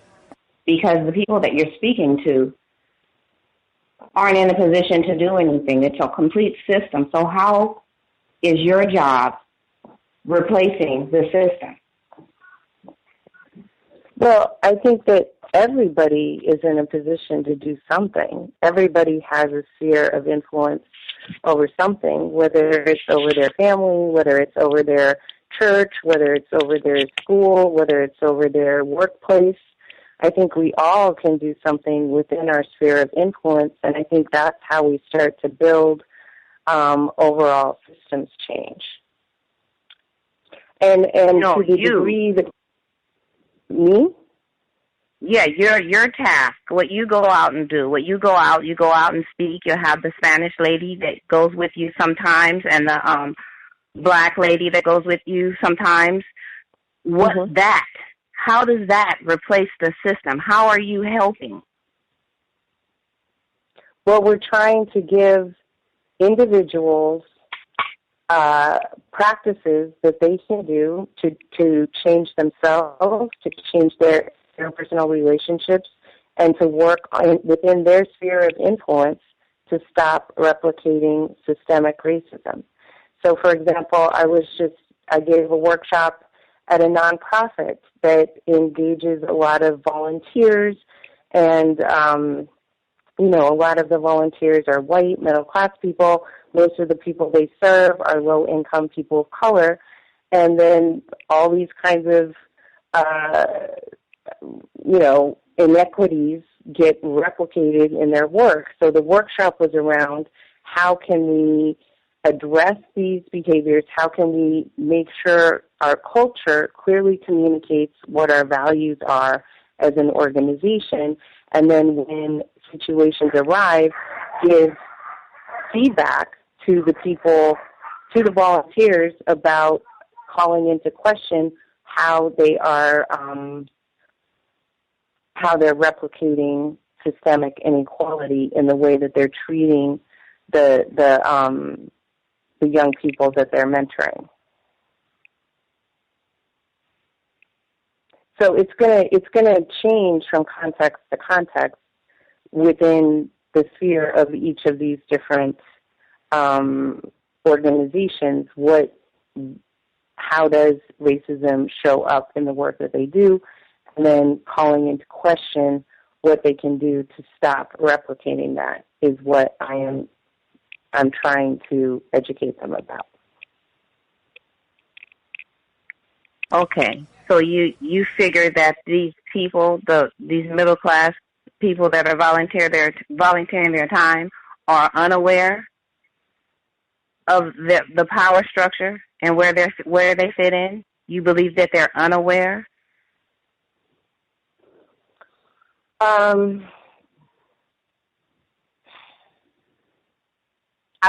Again, I can't generalize about them all, but I think that there are ways that they they think that they are not racist and that they are not causing any harm, but yet through their everyday actions, they're replicating systemic racism until they start to understand how their actions are contributing to systemic racism so that they can stop doing them. Okay. That's what I think they are unaware of. Do you think they're unaware of the fact that they're utilizing systematic racism to get where they are trying to be? Yes. What's the point of what's the point? If I'm going to use racism, my trump card, to get where I need to be, I already know that that's what it does already when I use it. So what is the point of me calling their attention to the fact that systemic racism is benefiting them and that they need to stop perpetuating it? I think that, to me, is how we start to end systemic racism, by raising awareness of how we're replicating it and learning a new way of doing things that leads to a more racially equitable community and society. I think it starts at the individual level and it grows from there, and that's how we start to change institutions and how we start to change society. Oh, okay. Okay, thank you. Thank you very much. Right on. The caller, let's see, caller at 9769. 9769, did you have a question for Ms. Fleshman? Hi, greetings, Gus and Ms. Fleshman. Greetings. My question to you, Ms. Fleshman, is what do you think white people, what do you think is white people's greatest fear about black people? What is their greatest fear? God. About black people.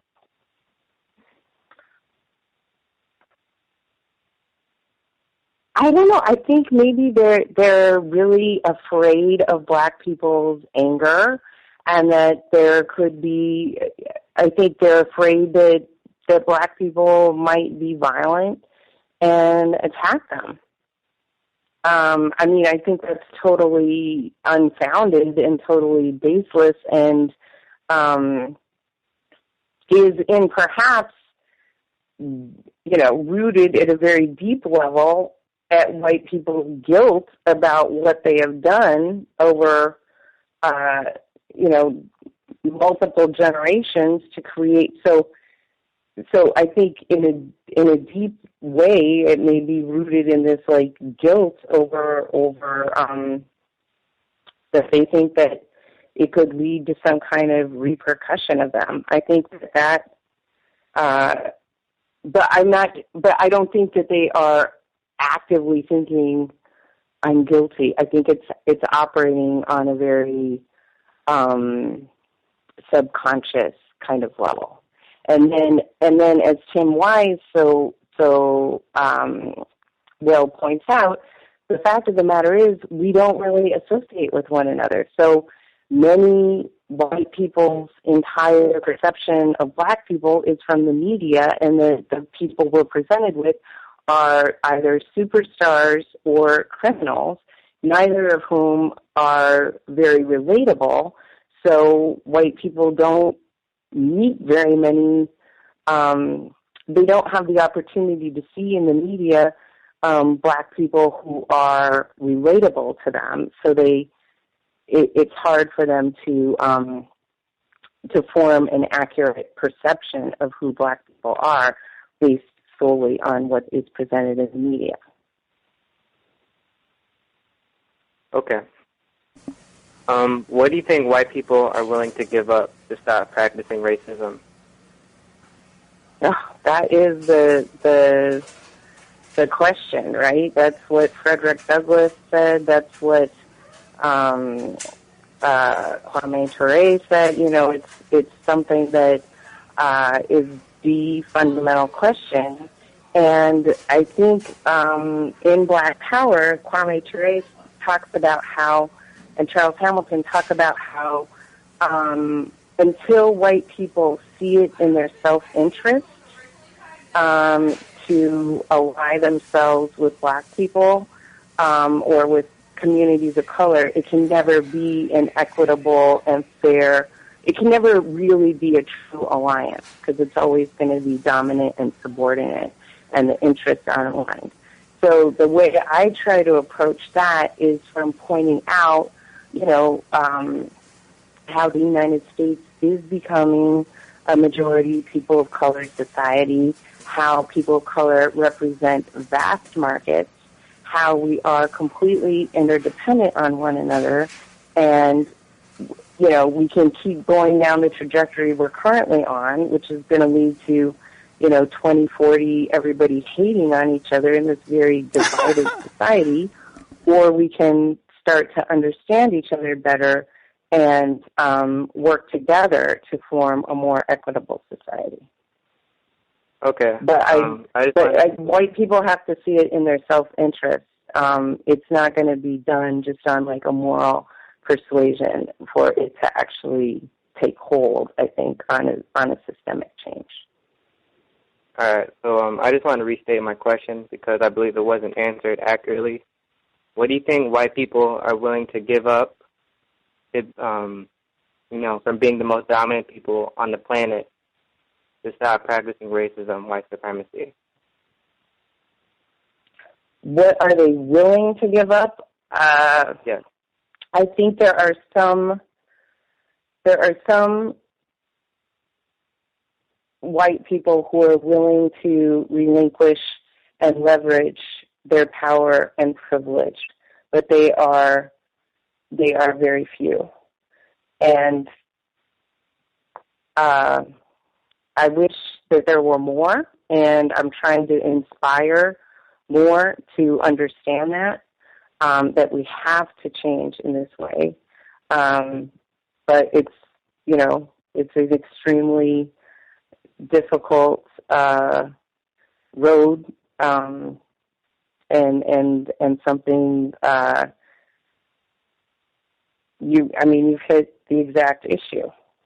It's really difficult to get them to understand why it is in their self-interest to relinquish their privilege and power. But the way I put it is like there's always some other opportunity available to you. It's not like there's a scarcity of opportunity. Like by creating more opportunity and more opportunities for more people to succeed, we're all going to be more successful. We have to think less in terms of our individual self-interest and more in terms of our collective self-interest. And then I think they start to, then it can be possible to persuade more white people to relinquish. Because as it stands now, we see very, very little is the answer to your question. Okay, thank you. This is my final question. Do you think sexual relationships between white people and non-white people are harmful to non-white people? I mean, I can't make a generalization about that. I think that, relationships can be extremely beneficial to both parties. They can be harmful to one party. I don't think I can make a generalization about an answer to that question. The answer to that question is I don't know. Okay. Thank you for answering my questions. Thank you for taking my call, Gus. Yes, sir. The caller at 4300. 4300. Did you have a question for Ms. Fleshman? You should be with us. Hi, good evening to everyone. My question is, what exactly is a race educator? What do you do? And do you believe that you, as a race educator, can be an effective race educator if you yourself cannot be truly forthcoming about how you have practiced racism in your life? Just going back to when the host asked you to provide personal examples from your life, you kind of pussyfooted a bit around the issue, and I suspect that you may have been practicing racism consciously because you withheld vital information that could possibly be helpful to people of color.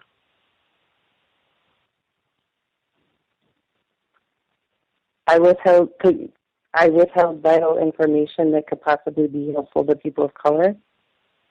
Yes, when the host asked you to provide examples from your personal life of how you have practiced racism, that is vital information because that's something that victims of racism, people of color, can definitely look out for. Oh, okay. Okay, yeah. Thank you. That is a very good question, and I'm glad for you to get me to reflect on that. I definitely have practiced racism in my life I hadn't really thought about it in the way until I'm sorry. In an effort to be concise, my question is, do you believe that you can be effective at your job as a race educator? And in addition to, it's yes and no, but we also would ask that you provide examples of how you can be effective. Since I suspect that you have withheld vital information from people of color. And can you just go into what exactly does your job entail? What does a race educator do? Thank you. If we can just answer those questions concisely and specifically, I would really appreciate it. Okay. I would say, yes, I can be effective as a race educator, although I can continuously improve. It's something that I am trying very much to get better at and constantly educating myself about so that I can get better, and receiving a lot of feedback and being accountable to communities of color is a very important aspect of the feedback loop. And you're right. When the host asked me to think about times in my life when I've practiced racism, it was hard for me to answer that question. I didn't have it off the top of my tongue, and I'm going to do some reflection after this to really get in touch with those particular incidents in my life when I had a great learning about race or my role in perpetuating racism. For me, it's been more about realizing that, I form a lot of these interpersonal relationships with people who resemble me without necessarily thinking, oh, let me exclude other people. And that has been the way that I have perpetuated systemic racism, and that has been something that I have actively tried to stop doing. And along those same lines, tried to really spend a lot of time reading about racism, studying racism, going to group lectures and talking about racism, having conversations with friends, reading books, so that I can continuously learn more about racism. And I learn things every day from doing that I didn't recognize before. But you're right, I need to reflect more on myself so that I can be a more effective educator. I guess a better way to frame my question is, can you just walk us through what a race education workshop with you would be like? Sure. So I start by grounding in data for like the region or the area that I'm talking about. So like if it's the Bay Area, there's this fantastic racial equity profile of the Bay Area that points out all the demographic trends as it relates to how race correlates to earnings, income participation, educational attainment in the Bay Area, so that we get clear on what how race is playing out in this region. Then talking about what is racism, what is covert racism, overt racism, systemic racism, what is discrimination, prejudice, microaggression, so that we get clear around definitions. And then asking the participants to talk about a time, an incident that occurred that caused them to feel uncomfortable about race, what occurred, and what questions were they left with, and to report out about that.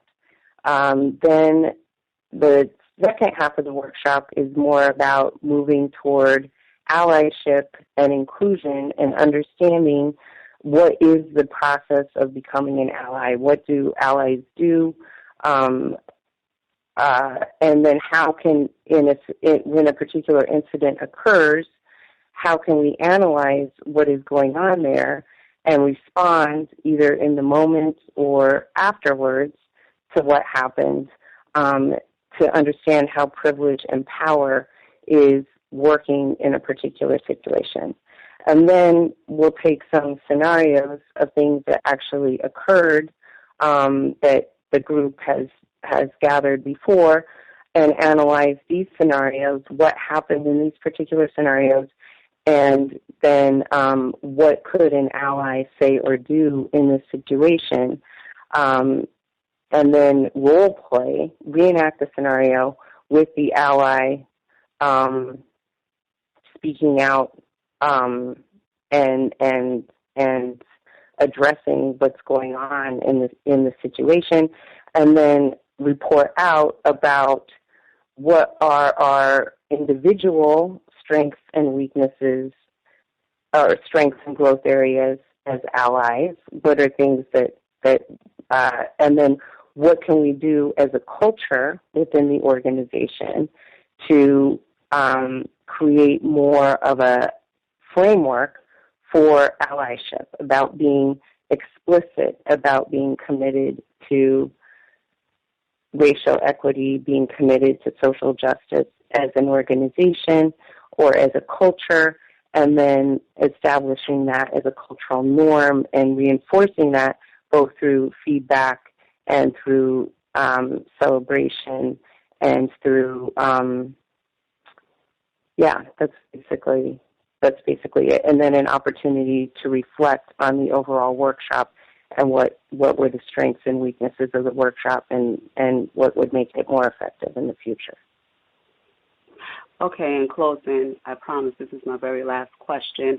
Who do you think would benefit more from your workshops, victims of racism or perpetrators of racism, white people, a.k.a. white people? Because I'm listening to what you're saying, and I'm just wondering, how do these workshops benefit people of color? Because apparently the audience that you work with, I don't know if that's your target audience, but the audience that you work with sound like they're predominantly people of color. And I'm just wondering, who needs this information more? People of color, people that are victims of racism on a daily, we're bombarded with racism on a daily basis. And as you stated, when someone asked the question, who do you think is more ignorant of racism? You said white people. So why would your target audience be people who you claim, who you stated, know more about racism? Why not go to the people who you feel whom are more ignorant of racism? And that's my workshop is targeted to, the entire organization or team is there, but the people who I am trying to reach and change their behavior on racism are the perpetrators of racism, not the recipients.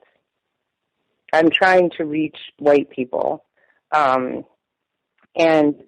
it's not that I want to exclude people of color from being a part of the workshop. I think it's really important for them to participate and to speak from their experience as well, and we can all grow. But I think the target audience is definitely white people, but there's other dimensions on which we may be in different dominant and subordinate groups, and we may be committing microaggressions in some other way, even if we're in some other group, if that makes sense. But definitely what I'm trying to influence is white people's behavior, thoughts, actions on race.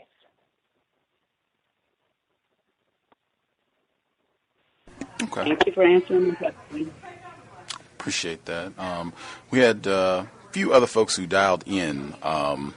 Hopefully, is it all right for you to hang a little bit so you can knock out some the rest of the folks that dialed in who have questions? Is that acceptable, Ms. Fleshman? Sure. Great. So this is no longer being recorded then? This would just be... Oh, we're still live. We're still live. Yeah, we're still live. Everything is still live. The person who dialed in from, blocked number, person who dialed in from a blocked number, did you have a question for Ms. Fleshman? Can I be heard? You are a little low. If you could speak up, please. Can you hear me now? That is better. Cool.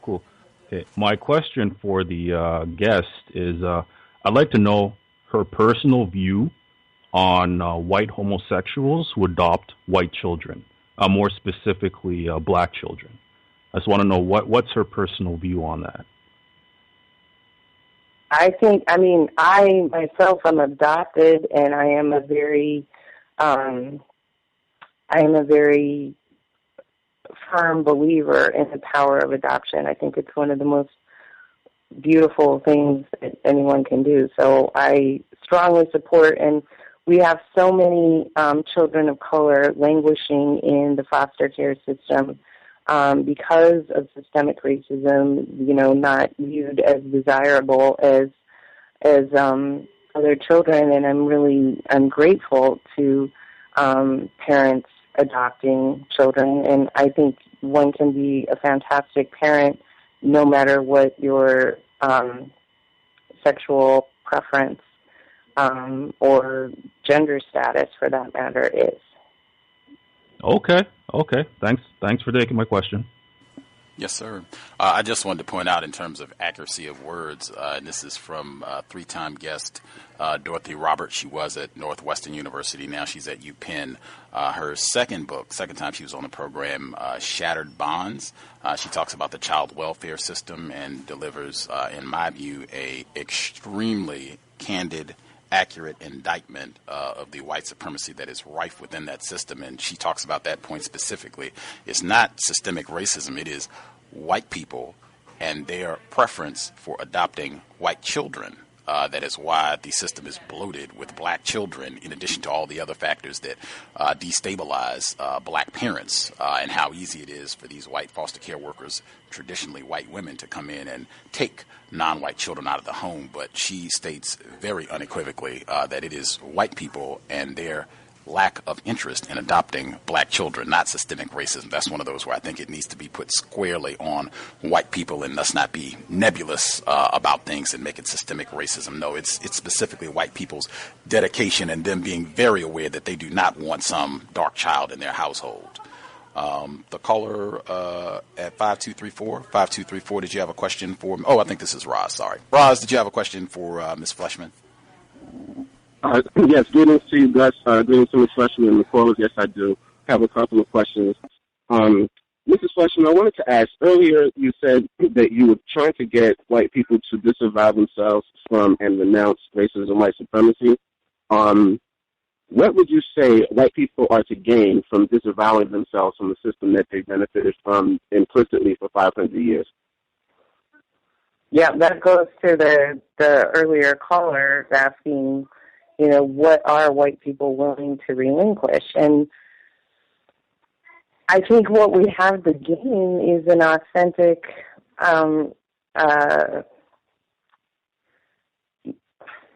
what we have to gain is our collective self-interest.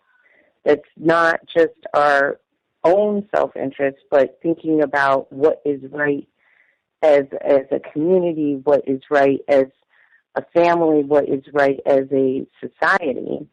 That's what we have to gain. We have to gain setting our children up for success in a society that's going to look very different from the one that we have now by creating equality of opportunity for everyone. Then all children will benefit from that. If we persist on this road of inequality and very stark inequality, I don't think it's beneficial to those in power to perpetuate that. I think it's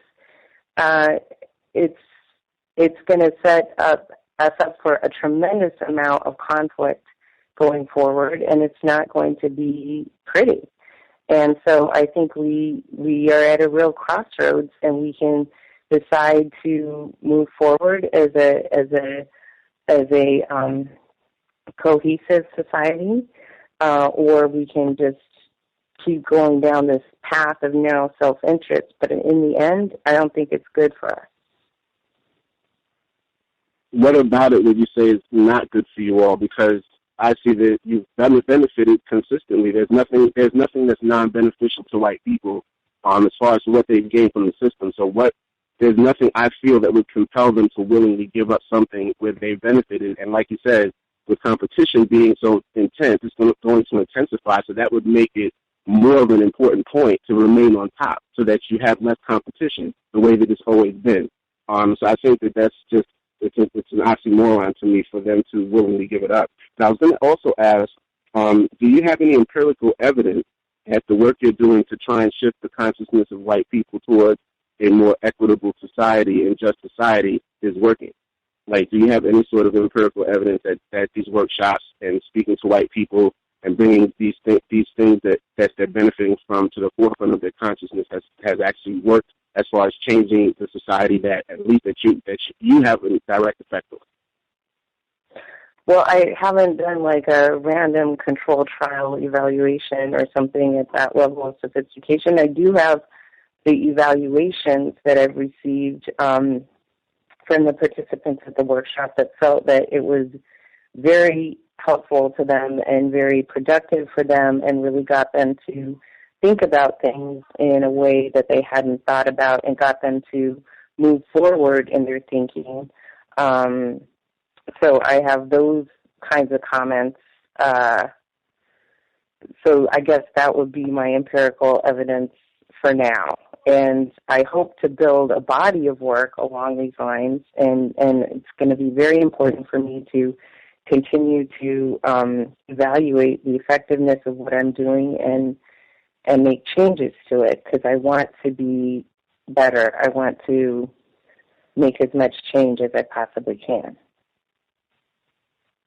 I think that's good because I think people's opinions about their experiences are good, but that's not really empirical evidence that there's any changes that have been made by these people on an individual level or collectively, whether it's with their families or et cetera. It's just more or less them complimenting you on the lecture or the workshop that you're performing or providing. I wanted to ask you, because in your letter you wrote about having an accountability and action mindset.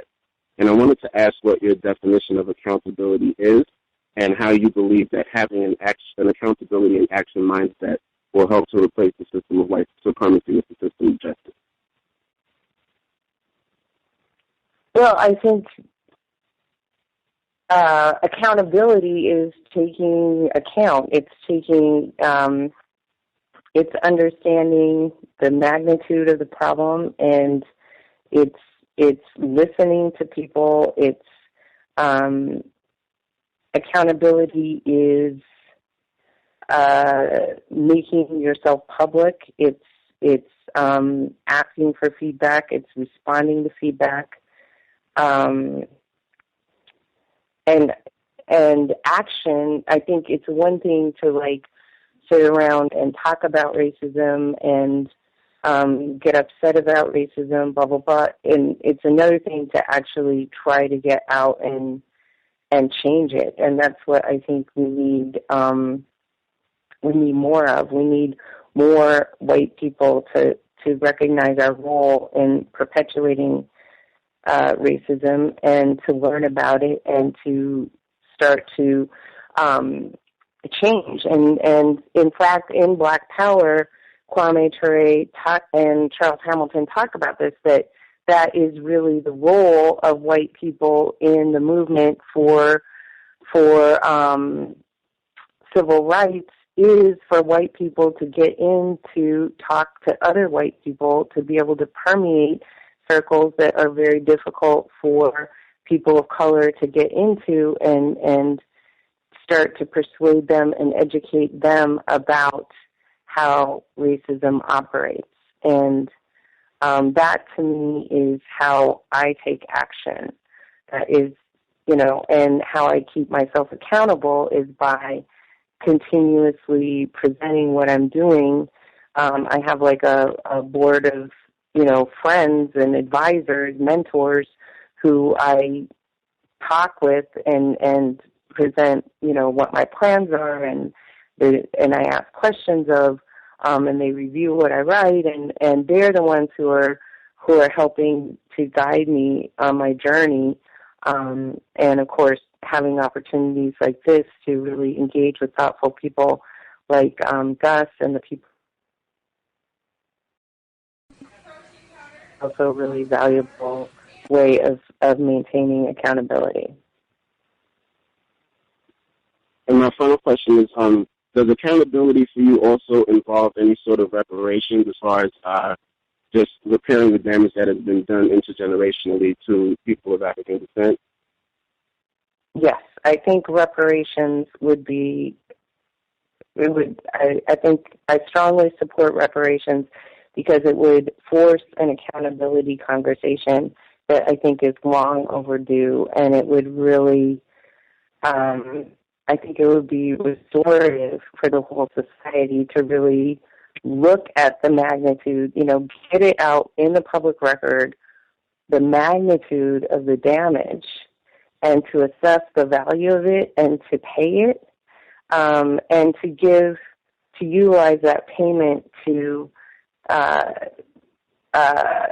allow this generation to achieve their dreams and their goals, to set them up for success, I think would be a fantastic move forward for everybody in our society.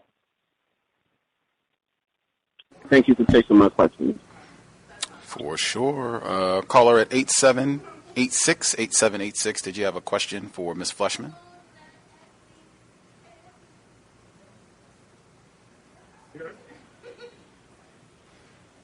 Hello? Your volume is very, very low. I can barely hear you. If you could speak up. I don't know if you're on speakerphone or if you've got a device or something that you're using, but we can barely hear you. Hello? Can I be heard? Much better. Hi, good evening to all. I have two questions for the guest. My first question is, how does a white liberal practice racism compared to a white conservative? Well, I think a white liberal practices racism by vaguely aligning themselves to the goal of racial justice without considering how their everyday actions are contributing to racial injustice and starting to change them. And many conservatives just don't recognize that racism is even a problem, or, essentially attribute the challenges in communities of color to communities of color, and that if they would just change their behaviors, that racism would go away, because it doesn't have anything to do with white people. Okay. And my second question is, do you think racism, white supremacy is white culture? Do I think racism and white supremacy are white culture? No. Do you think racism, also known as white supremacy, is white culture? Is white culture. Is white culture. Gosh, that is a hard question. Well, I do think that we are taught from very early that white people are superior, and that is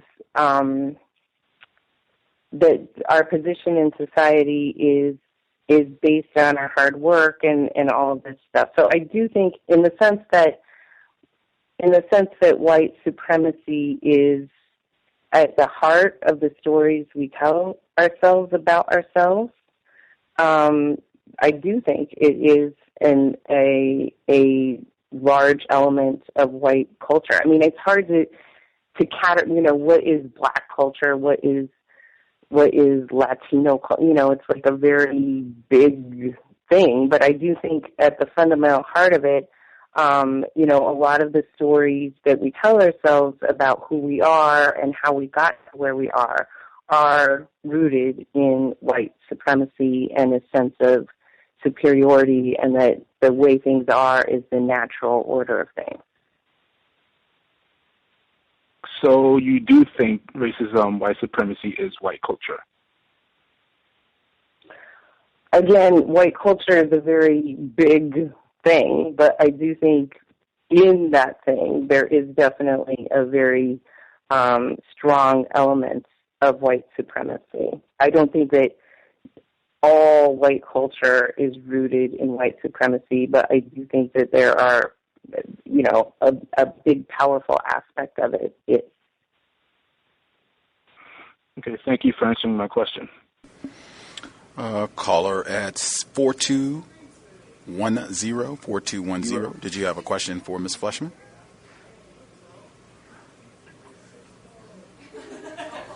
Hello? Your volume also is very low. Can you hear me okay? No, ma'am. If you could speak up. Oh, can you hear me okay? Can you hear me now? Give us another. Is that better? That is better. You sound better now.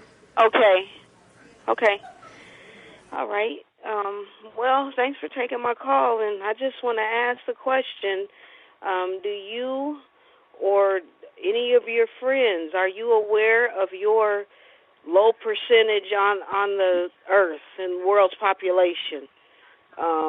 Speaking of, your global minority, are you aware of it, and are you okay with it, and any white people that you know? Am I aware that white people make up a low percentage of the world's population? Yeah, a low percentage, a very low percentage. Yes. And are you okay with that? Yeah, I'm okay with it. I mean, it is what it is. Like, I'm not gonna, encourage white people to have a lot of children or something to try and change the ratio of white people. Like, it's just a fact. Okay. Well, that was the only question I had. Thank you. I don't want. Retired firefighter in Florida. Did you have a question for Ms. Fleshman? Yes. Greetings. Had he lived long enough today, I believe the Reverend Dr. Martin Luther King Jr. would have been 86 years old. One of the principle on which he worked to attempt to practice counter-racism was he used a strategy of nonviolence. From my experiences, and this has something to do with the question that I'm asking the guest, who says that she is putting on workshops. Eventually, you keep talking enough, you're going to run into white people who are powerful and who are violent. My question to the guest is, what is your plan or options towards counter-violence on behalf of your goals that you're trying to achieve? What is my position on violence? No, ma'am. What is your goals into counter-violence against the white people who are going to come at you eventually from your workshops? What are your plans? You said something about, I heard earlier, I had the affordability to listen to most of the program, and you mentioned something about your life has been threatened. I would say through my experiences that if you talk to white people enough or confront them enough with their practice of racism, whether they're knowledgeable about it or not, they're eventually going to go from deceit to direct violence. What counter-violence measures are you prepared to institute yourself and the other white people who are attempting to do this, what you're saying you're doing? So what counter-violence measures am I taking to try and protect myself? No, I'm not talking about necessarily. Are you prepared to die? Am I prepared to die? I mean, I know it sounds dramatic, but I care. I would gladly, if it could advance this cause in some way, give my life for this cause, because I believe that strongly that this has to change. I don't want that. I want to live a long life. I have 2 beautiful children, and I have 2 elderly parents who I take care of, and I want to, live a long life and be able to fulfill my responsibilities to them and to be okay, I get that. You have to dig in it further, and I only have so much time. I don't want to be rude, but are you prepared to kill? Am I prepared to kill? No, I'm not. I'm definitely not prepared to kill anybody. I don't believe in violence, and I would never kill somebody. I mean, maybe if they were going to attack my child or something, but I don't carry a weapon or anything of that nature. Wait a minute. So you're saying that if they attacked your child, you would be prepared to kill, but you wouldn't kill for this effort that you're or embarking upon right now?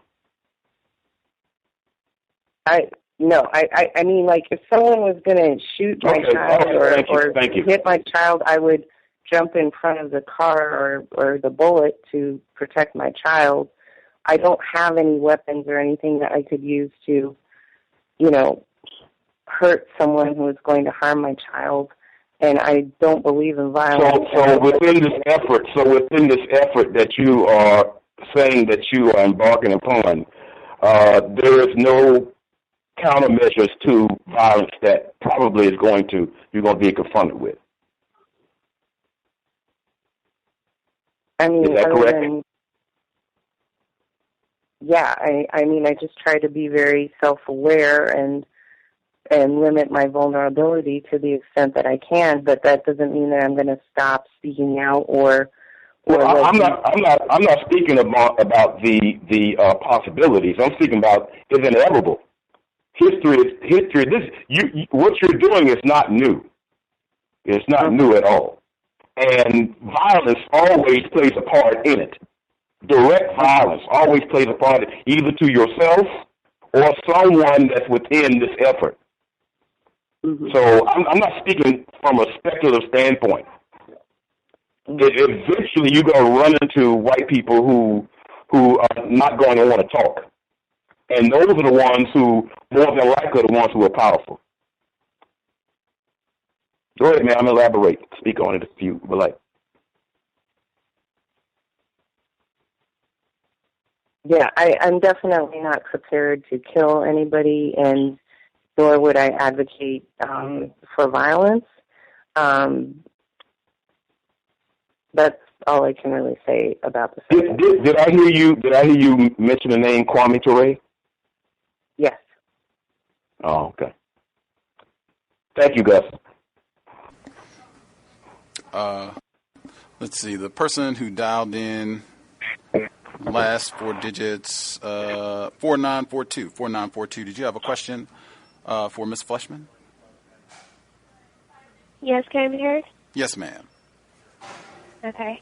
I have just 3 questions. I missed the beginning of the program, so did you agree or disagree with Gus's definition of racism and what is racism and white supremacy? Ms. Fleshman, correct? With the definition that that Gus gave at the beginning? Yes. Did you I agree or disagree with that?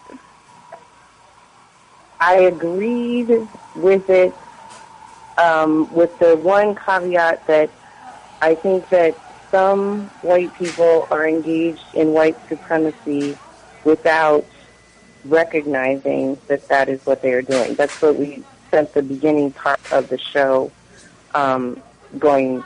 Gus and I were debating back and forth on that point. Okay. My second question is, what do you think is the solution to the problem of racism and white supremacy? If you can just kind of summarize it. I think I have a general idea where you're coming from, but if you could just summarize what your solution to this problem is.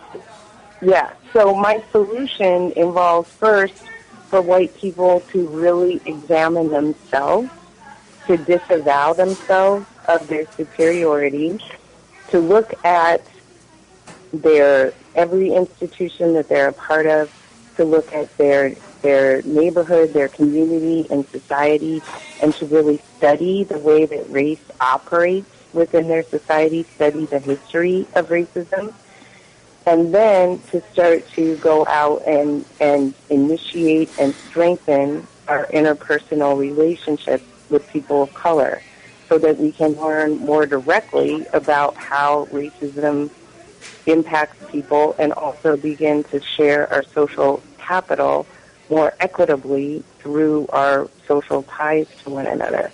I think when we have strong interpersonal relationships, then we can work together in a community of trust to dismantle systemic racism and to replace racist institutions with new inclusive ones. Okay, so myself being a victim of racism and white supremacy, I have to then go out and know every white person to not be mistreated anymore? Is that what you're saying? No. I'm not saying that you have to know every white person, but I do think that part of our challenge as a society is that we live in such segregation from one another, and we, even when white people move to communities of color to gentrify them, they don't share their social capital. They'll move to. I cite that article in the letter. They'll move to the neighborhood, but they won't send their kid to the neighborhood school. So I think that in order to dismantle racist institutions, we need to have interpersonal relationships sharing our social capital. I'm not saying that it's in I don't say the ball is in the court of victims of racism to initiate those relationships or to strengthen them.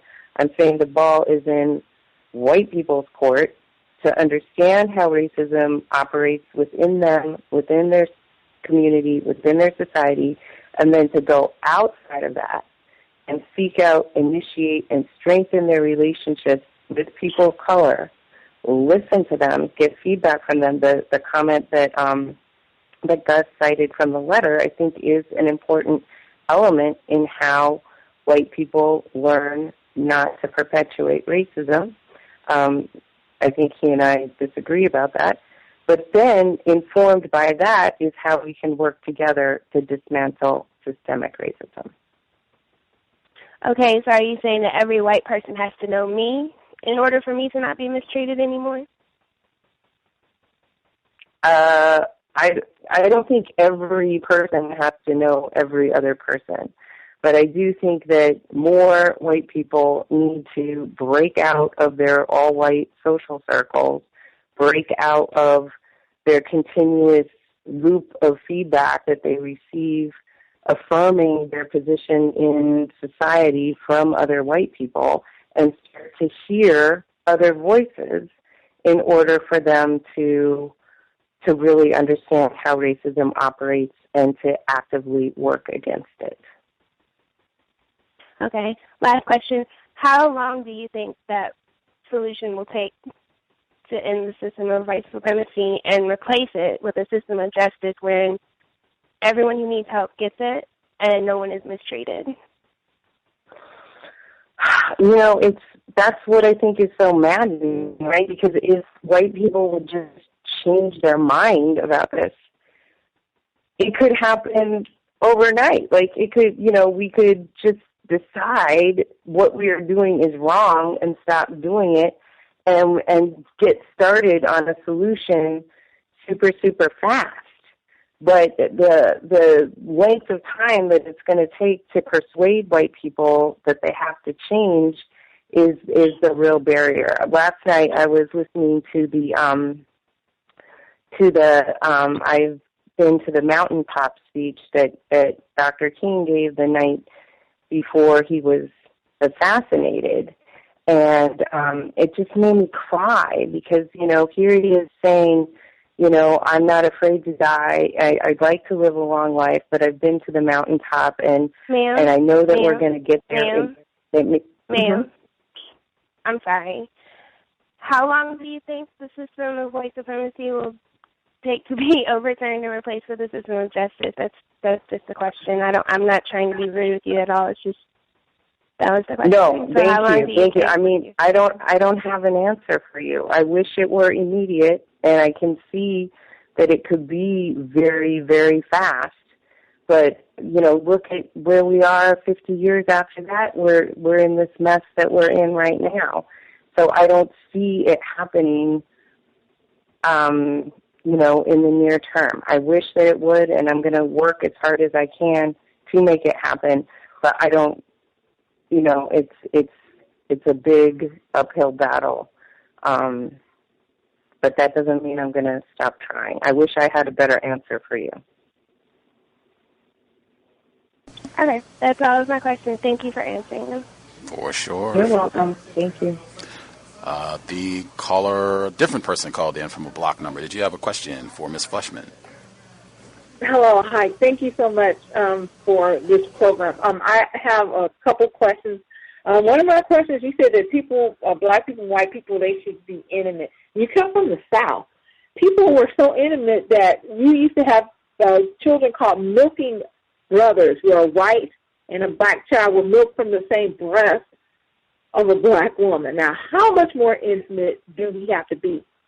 We come from a state in which for 2 years after slaves were free, they continued on with slavery, not letting the black people be free for at least 1 to 2 years. You also come from the state in which the greatest thievery of property and mineral rights happened in the Slocum Massacre. And that was a time in which people were in the houses, black people were in the houses of white people, being quite intimate. So how is this different now with the kind of intimacy? We already did that, so we already were intimate, and even in the most intimate time, we were still so very separated. So what's the difference between the intimacy that you're talking about we need to have now and the intimacy that we've had back then? Because I'm confused. Great question. I think the intimacy back then was definitely a dominant, subordinate, racist relationship.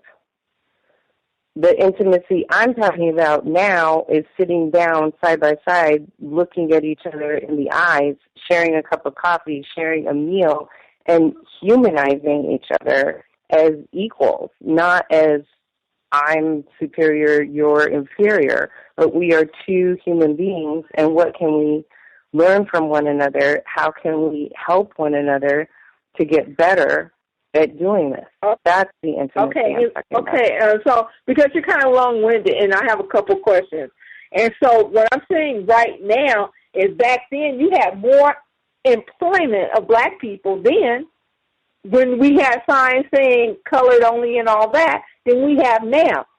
Truly, if we want to have black people to raise the best thing is for a black family or a white family, whomever the parents are, to raise their own children. We have a system right now of foster care and things like that. People are profiting from this. Black people, white people are profiting from the demise mainly of the black family. And that happens when we're talking with our cups of coffee and things like that, when policy has to be changed, when we have to first change some policies of black men and women being incarcerated at numbers that are way, way above their population and the general population. When we have to effect policy changes, and where would this come from in our cup of coffee? Yeah, I don't think the cup of coffee is the end of the conversation. I think the next thing is to work together to dismantle systemic racism. I think, look at all the great civil rights protections, all these changes in policies governing different aspects of our society. Well, I agree. It's absolutely wonderful, ma'am. But you also have to admit is that it was in the founding documents. They said that one, embarrassed to even say slavery. You didn't even write it. It wasn't written down in the founding documents. Two, it is embedded in the founding document because it counts us as 3/5 or something to that effect. When we talk about systemic, it is quite systemic because it's in our founding document. Wouldn't you agree to that? Yes. And again, please keep your answer short. Mm-hmm. Yes. And so that's the kind. So we would have to have a policy change to the very foundation of our document. And then another thing, would you, for instance, you said something with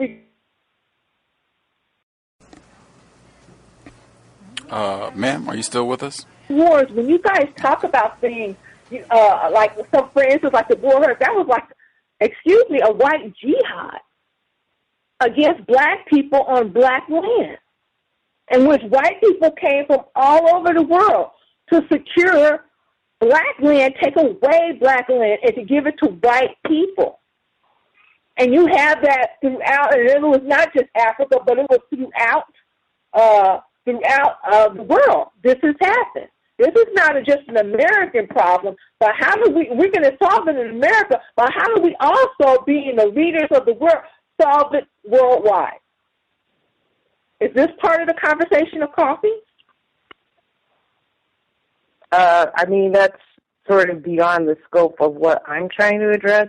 I'm trying to address racism in American society, but I do think rehumanizing each other, equalizing each other, not operating from positions of dominance and superiority and inferiority would be helpful in coming up with peaceful solutions to a wide variety of conflicts that seem intractable.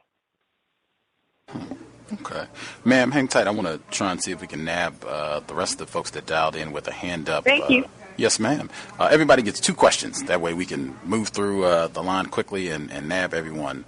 Let's see. Switchboard moved. Okay, so the person, last 4 digits, 2842. 2842. Did you have you can get 2 questions to Ms. Fleshman.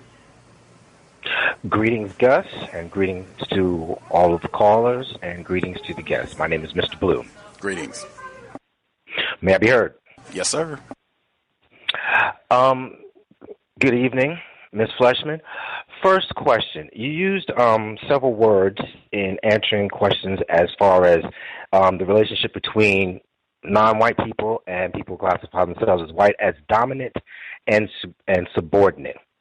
So when one of the callers asked about sexual relationships between people classify themselves as white and non-whites.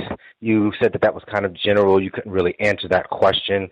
Do you think in this relationship, in the system of racism and white supremacy, that sexual relations between the dominant white group and the subordinate non-white group is very productive? Again, I don't really have an opinion on that. I do think that tied into racial inequality is a whole, it's directly related to gender roles and plays out in gender roles in our society, but I don't have a particular opinion on the productivity or any other aspect of interracial sexual relationships. Okay. And my second question is, several times it has been asked who is the more ignorant of the system of racism and white supremacy, and I believe you said that people who classify themselves as white are more ignorant of the system of racism and white supremacy. Am I correct? Yes, that is my experience. But based on several questions that you answered earlier, you said that you think that white people are taught from an early age their dominant position in society. So then my question would be, how are white people ignorant based on the culture of racism and white supremacy and based on the historical terrorism of non-white people, by people who classify themselves as white globally? How could white people to this day still be ignorant of their behavior and how they practice racism and white supremacy?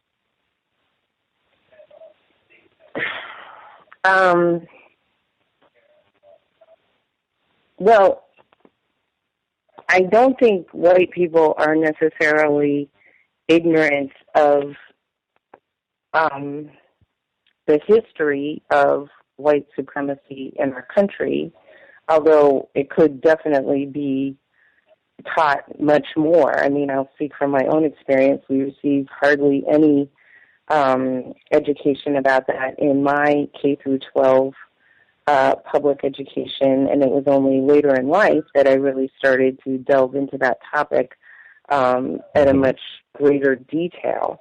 But what I think the ignorance goes to, again, they're thinking that if I know that racism is bad, and I believe in civil rights, and I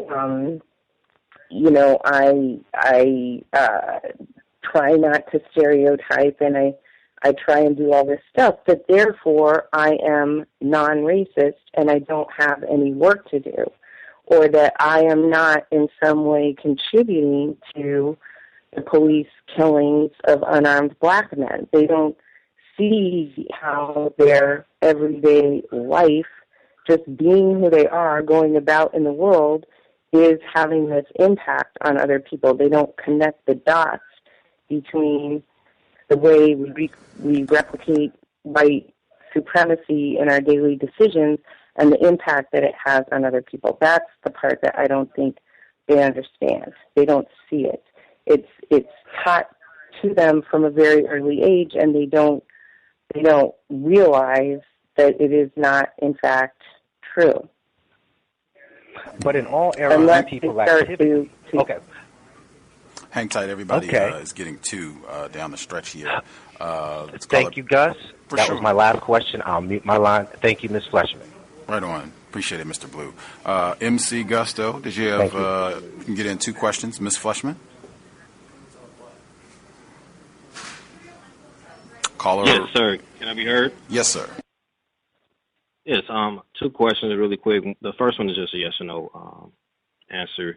Mrs. Fleshman, do you want to is your goal to totally eliminate racism, white supremacy? Is that your ultimate goal?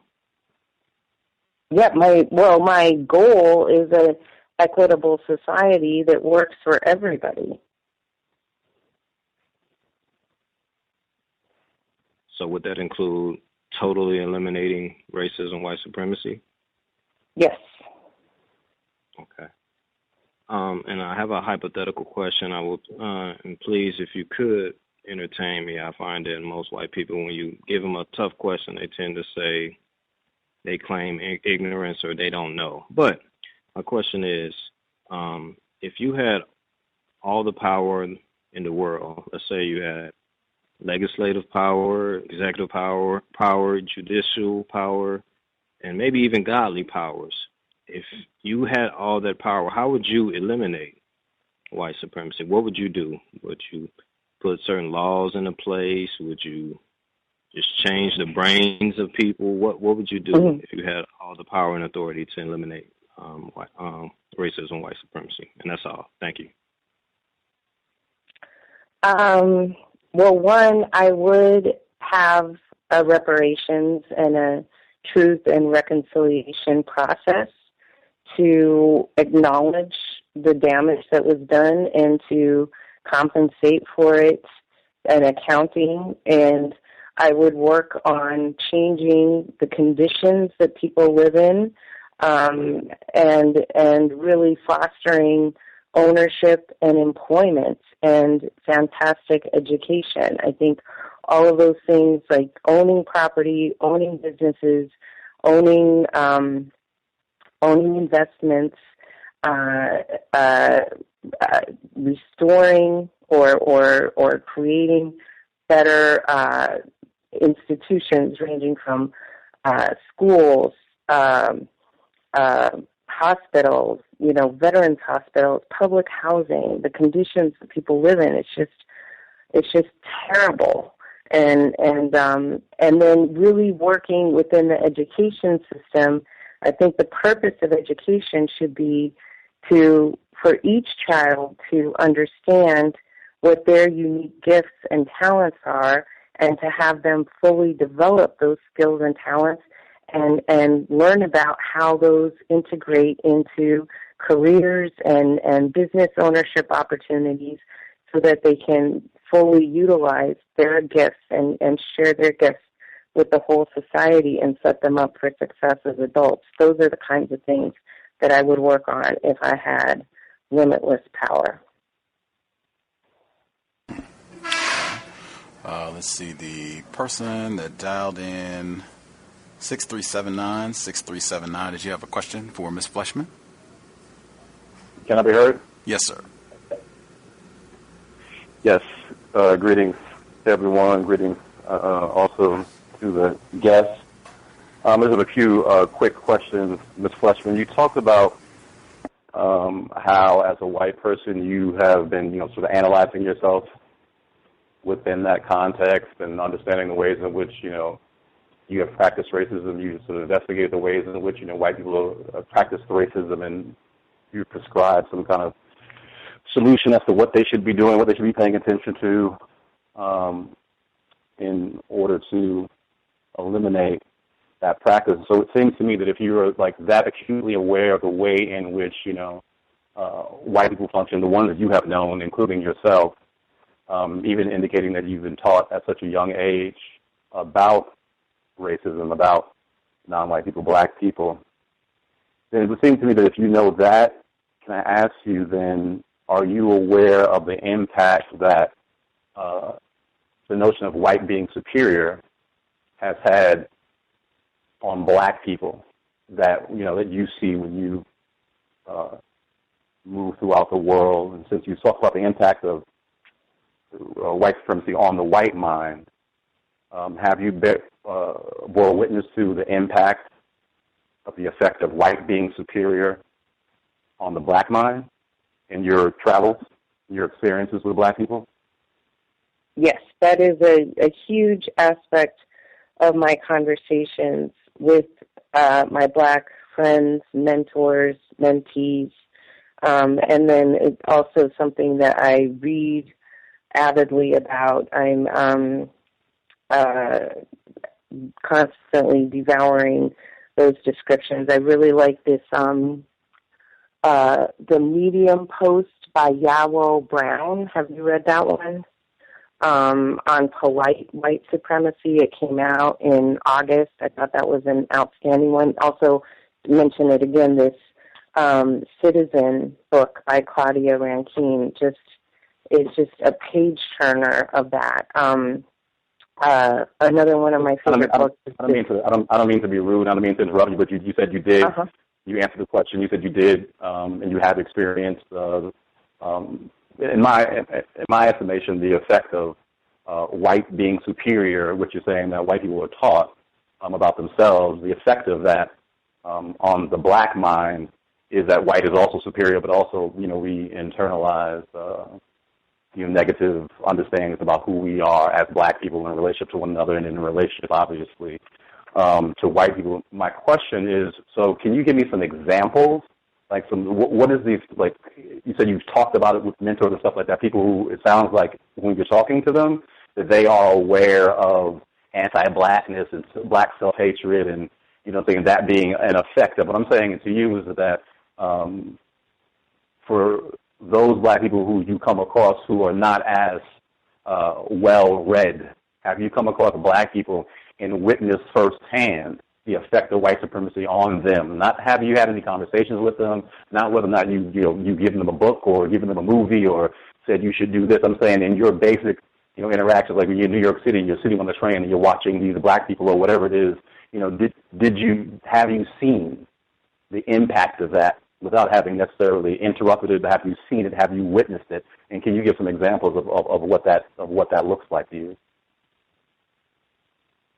Oh yeah, I mean, I live in a part of San Francisco that is full of homeless,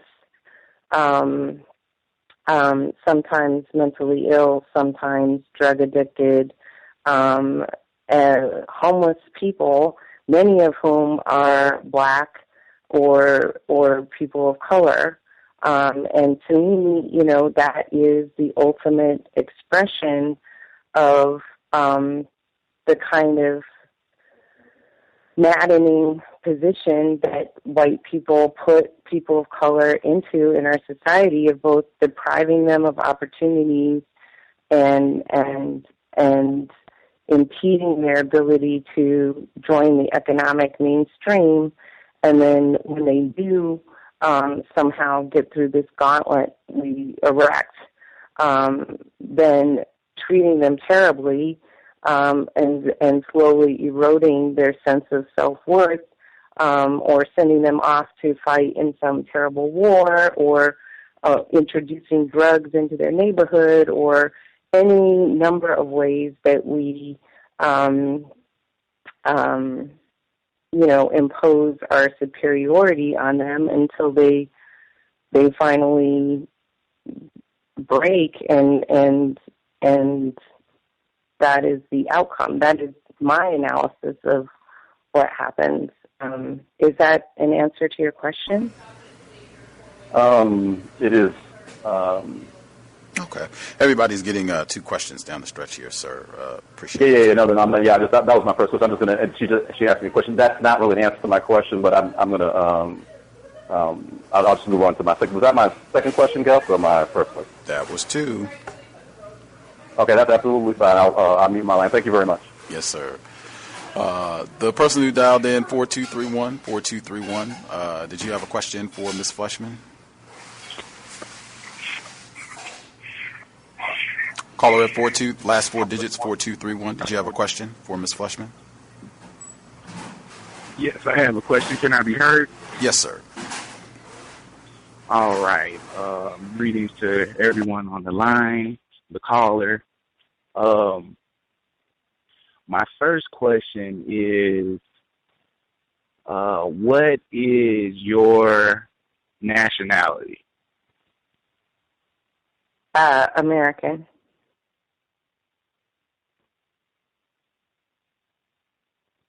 Is that your final answer? Yes. Okay. And why is it that you think, well, now,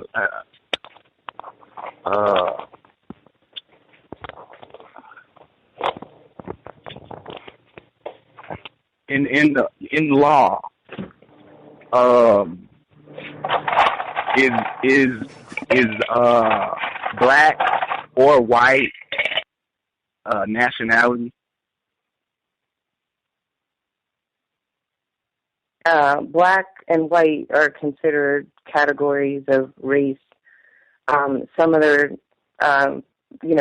Latino is considered an ethnicity. Okay. And then you said you were American, so would you say you're a European American or just an American? Because black people, for some reason, they have to answer to be either black or African American here. Why do white people have to just answer to white and not European American if you're an American? I don't, have any answer to that question. I mean, I don't think of myself as a European American. Let me rephrase that then. Do you think that that's connected to racism, white supremacy, the fact that black people here have to go by either black or African American, and they try to summarize the whole black race in black, or right.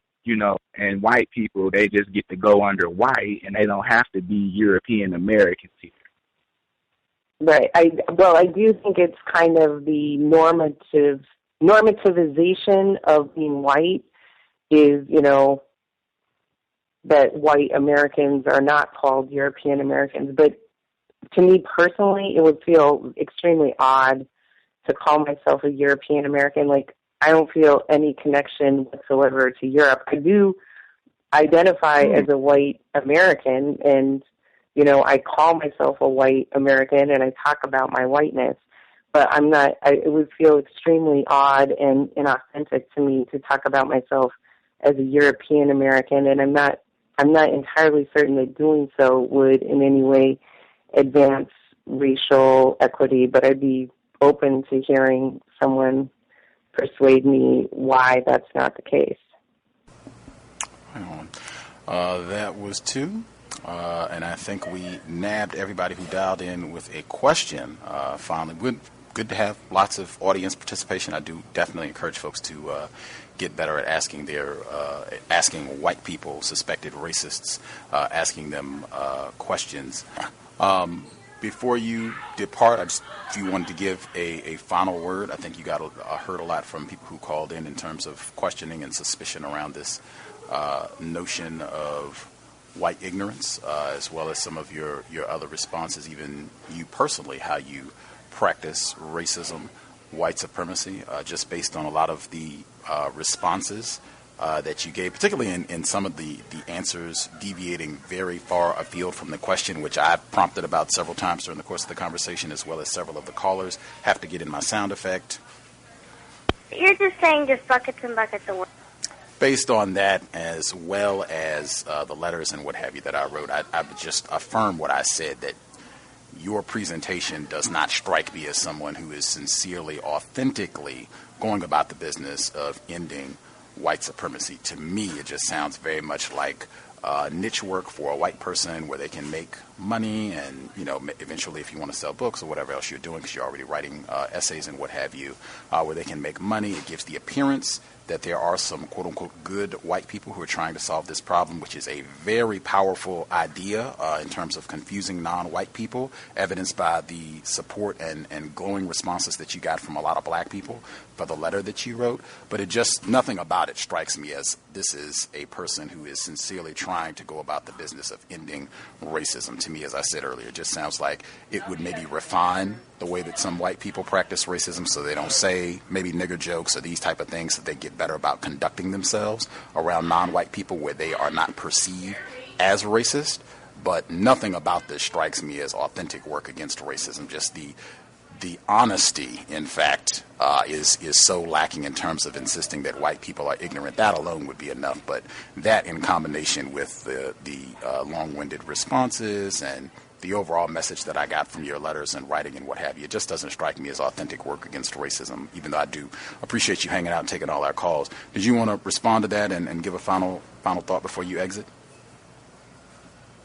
Well, I appreciate you having me on the show, and I appreciate your feedback. I would love, I'm a little bit exhausted now from this long conversation, but I would appreciate perhaps you and I could have a follow-up conversation and you could walk me through your reasoning there, because I am a very sincere and authentic person. That is my core values, and I want to be doing this work right, and I want to be accountable to people of color, and you are clearly someone who has studied this long and hard, so I really want us to engage in dialogue so I can learn from you and get better at what I'm doing. And I appreciate all the people who listened and called in with their questions. It was very educational for me, and I'm so glad to be walking on this journey together.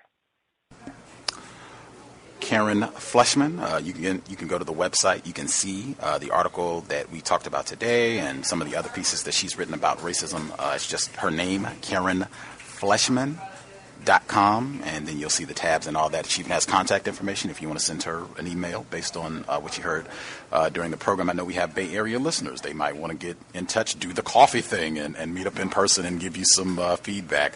Thank you again for being on the program. It was a hoot. We will be in touch. Hopefully we can even have you back on the program in the future if other folks had questions. But enjoy the rest of your evening.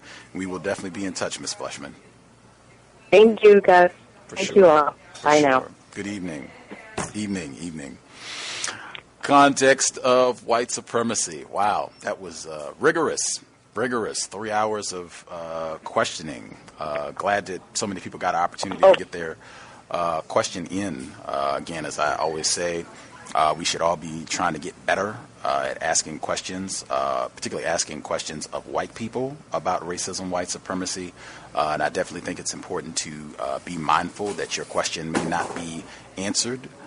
Very, very important to remain alert for that. I think folks did a pretty good job of that today, and staying courteous even when you're calling them out for suspected racist behavior.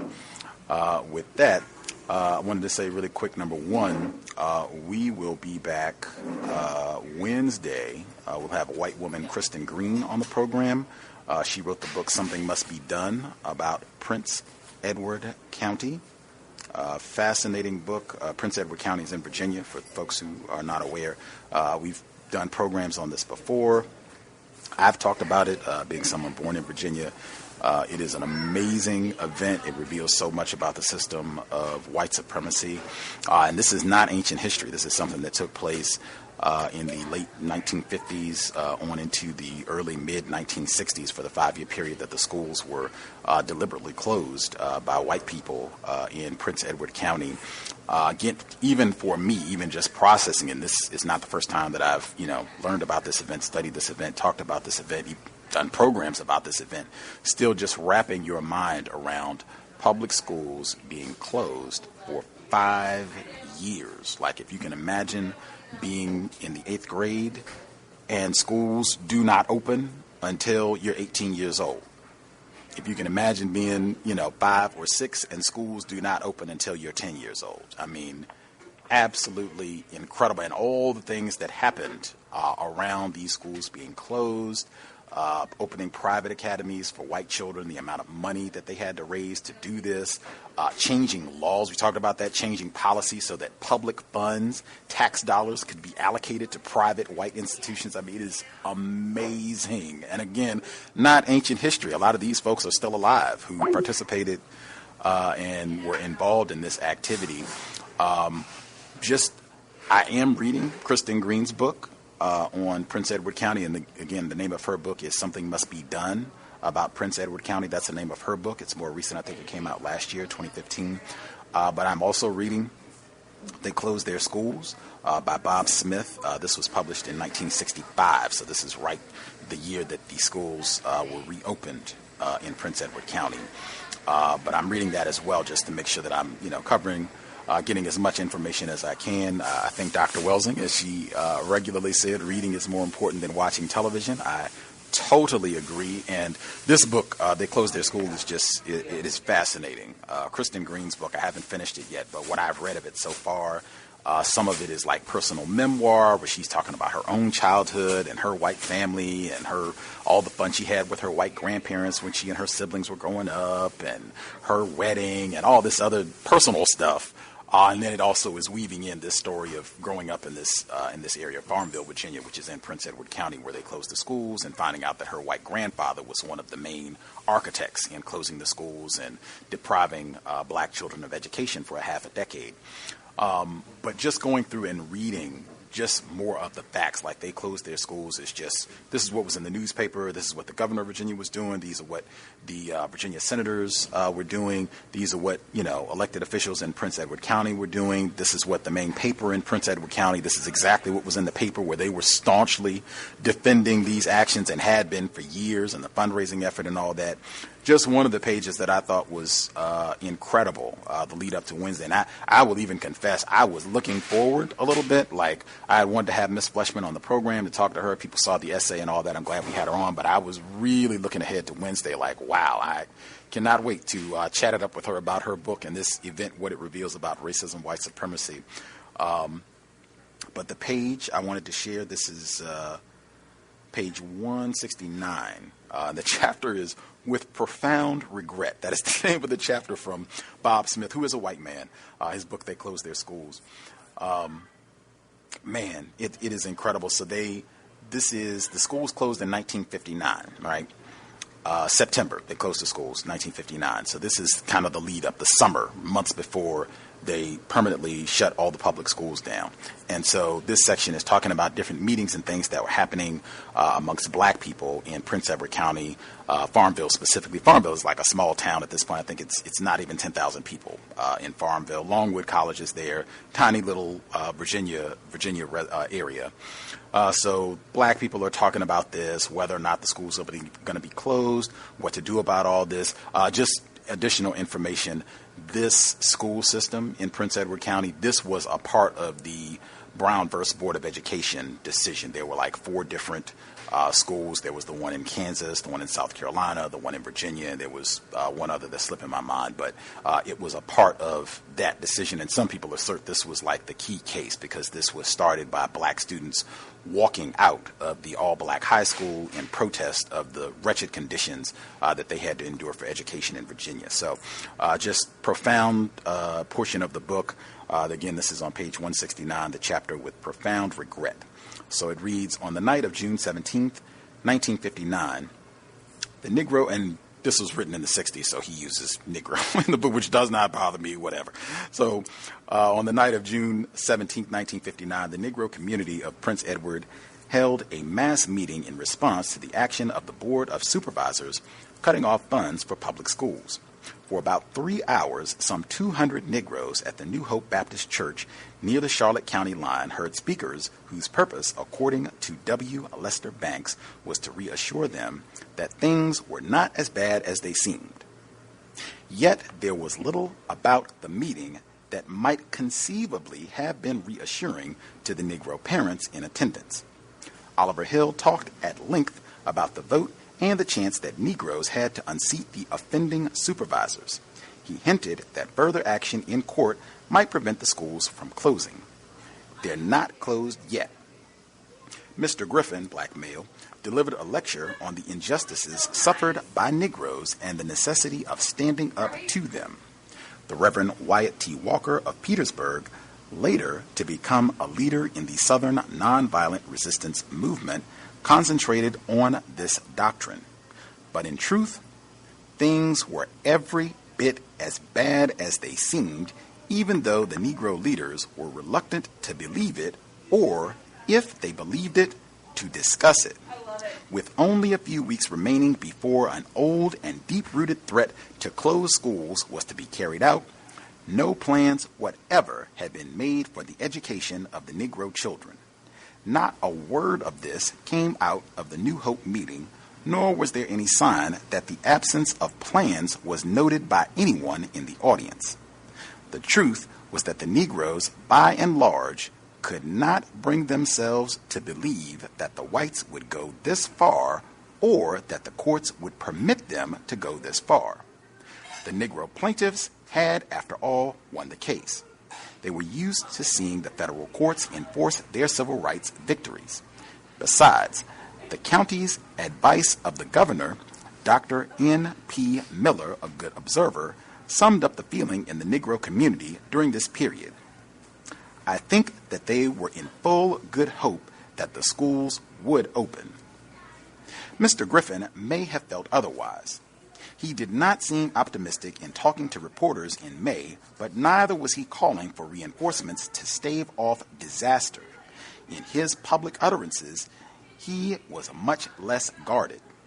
The Reverend Dan Bowers, a white preacher then serving as executive director of the Virginia Council on Human Relations, remembers attending a meeting during this time at Mr. Griffin's church. I remember that Griffin kept saying, "Those buses are going to roll."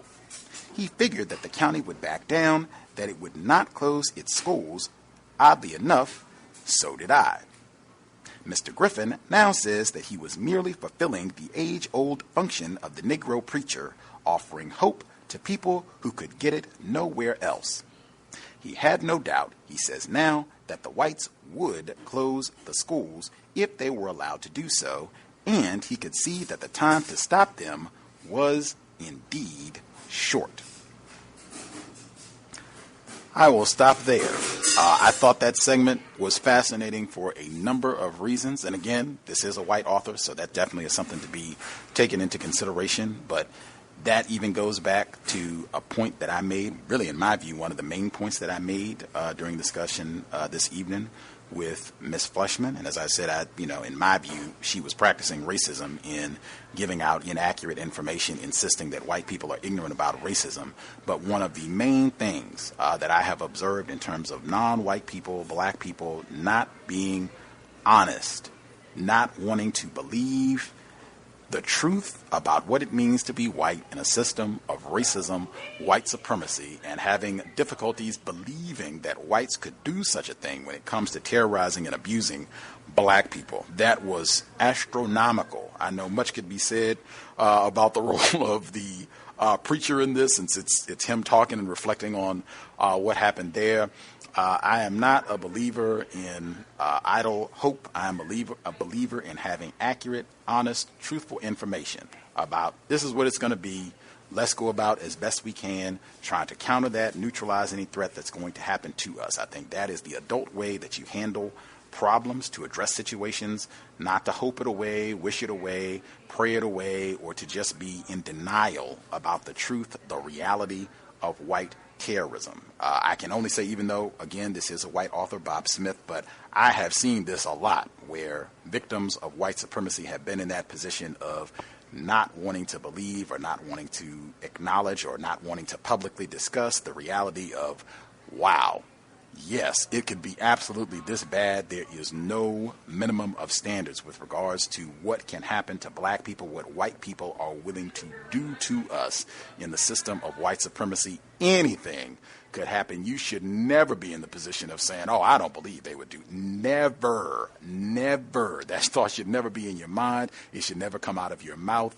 And I suspect many people that are listening to this broadcast right now, live or archive, have heard that frequently in conversations about racism, white supremacy, where other victims just don't believe that racists would commit such an atrocity against black people, whether it's closing schools down or just sitting by and, twiddling their thumbs as the whole city of New Orleans drowned in 2005, and you had massive untold black casualties to this day. Really get out of that frame of mind. I think that keeps us in a position where we do not move towards problem solution. We basically did our 3 hours. I think I can tolerate like 5 minutes because I'm really looking forward to going back and doing my reading, preparing for the Wednesday program. I could tolerate like 5 minutes if folks have a comment that they want to get in about what they heard from Ms. Fleshman. I did want to say briefly as well, the Global Sunday program, that's our once-a-month broadcast. We have, encourage anyway, folks, non-white listeners from different parts of the world to chime in and share their views. We did that yesterday. It should be in the archives. I even had a moment where I kind of had to step back like, wow, we had participation from South Africa, Canada. We had multiple people from the UK, and even had some folks in Norway who were chomping at the bit trying to participate, but they just were in an area where it was not feasible for them to do so, but they were waiting in the wings to participate and look forward to being with us next month. I would definitely encourage, this is not, just trying to solicit, listeners and what have you. If you don't think the program is constructive, then find better things to do with your time. But I would encourage folks, you should probably take advantage if you are thinking about racism, white supremacy, thinking about it globally, to be able to talk to non-white people who are in different parts of the world and ask them, are you seeing similar trends? What do you think about this? Just to see differences, similarities, and how this system, how white people function on a global level. That is really something I would encourage folks to take advantage of. Even if you just write a question, the program is coming up. It's once a month, the third Sunday of every month. If you know it's coming up, you can even write in a question. If you email it or what have you, I will ask it for you. But I would definitely encourage folks to take advantage of that. That's something that was not even on my radar when the cows first started out, in terms of sharing information and what they call networking with victims of white supremacy in other parts of the world. But I definitely see a huge value in that, and I would encourage folks to take advantage, to have people that are looking forward and excited to participate and share their views. If you have some questions that you want to ask, do so. So I can tolerate 5 minutes. Folks have things that they would like to share based on what they heard from Ms. Fleshman, anything that stood out. 5 minutes, starting the clock now. May I be heard? Yes, sir. Yeah, just a quick thing. I think she was probably the most boring suspected racist that I've heard so far. I think she's worse than Grimsley. At least he could answer something. I felt like very boring and awful. Anyways, I'll mute my line. Can I be heard? Yes, sir. Yes, I think the Sunday program, in my quote unquote time zone, it's around 12 noon. It's very significant, very important, because you're making contact with people all over the world who are victims of racism, white supremacy, and it's good to have an understanding of their thoughts and how they connect to your thoughts. One of the questions that I would quickly want to ask one of them is something that's standard that you've been hearing for a long time. Oh, if you go travel somewhere, you would see that this racism thing is not as bad other places, and present that question to another victim of racism, white supremacy from another part of the world, and see how they compare that question to their reality. And it would be interesting of the answer that I would receive from that. Also, with the guest, I was kind of like just speaking on the inevitable. If you're serious as you say you are, you're going to eventually run into, and this is synonymous with most of the white people who are powerful. And okay, enough of the talking. Enough of the talking as far as that's concerned. What are you going to make me do? And so it becomes a situation where the violence question will come up. And by her kind of like brushing it off and not taking it serious, it gives me a quick diagnosis that she's not really serious at all. The only thing she's looking for is that proverbial a pat on the back that she gets. I'm pretty sure she gets from a lot of non-white confused victims of racism and white supremacy. Thank you. Can I be heard? Yes, sir. Yes, I agree with the previous caller. I don't think she's serious at all. I was going to say, I just found it interesting that she said something that actually Gus and a lot of people have said before. She said that if white people really wanted to end white supremacy, they could stop it overnight. They could stop it immediately. And they're never going to stop doing it.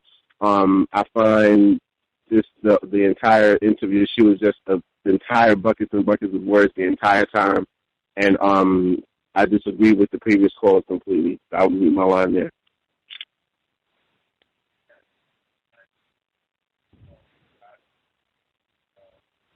May I be heard? Yes, sir. This is Mr. Blue from New York. I believe that she was practicing racism all throughout the interview.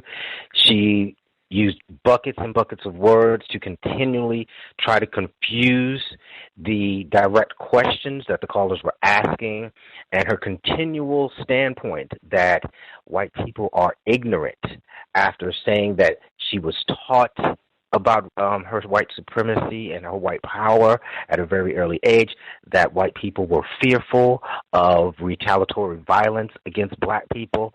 Everything that she said was an absolute contradiction to everything, and I believe she was practicing racism at every point. I'll mute my line. Thank you, Gus.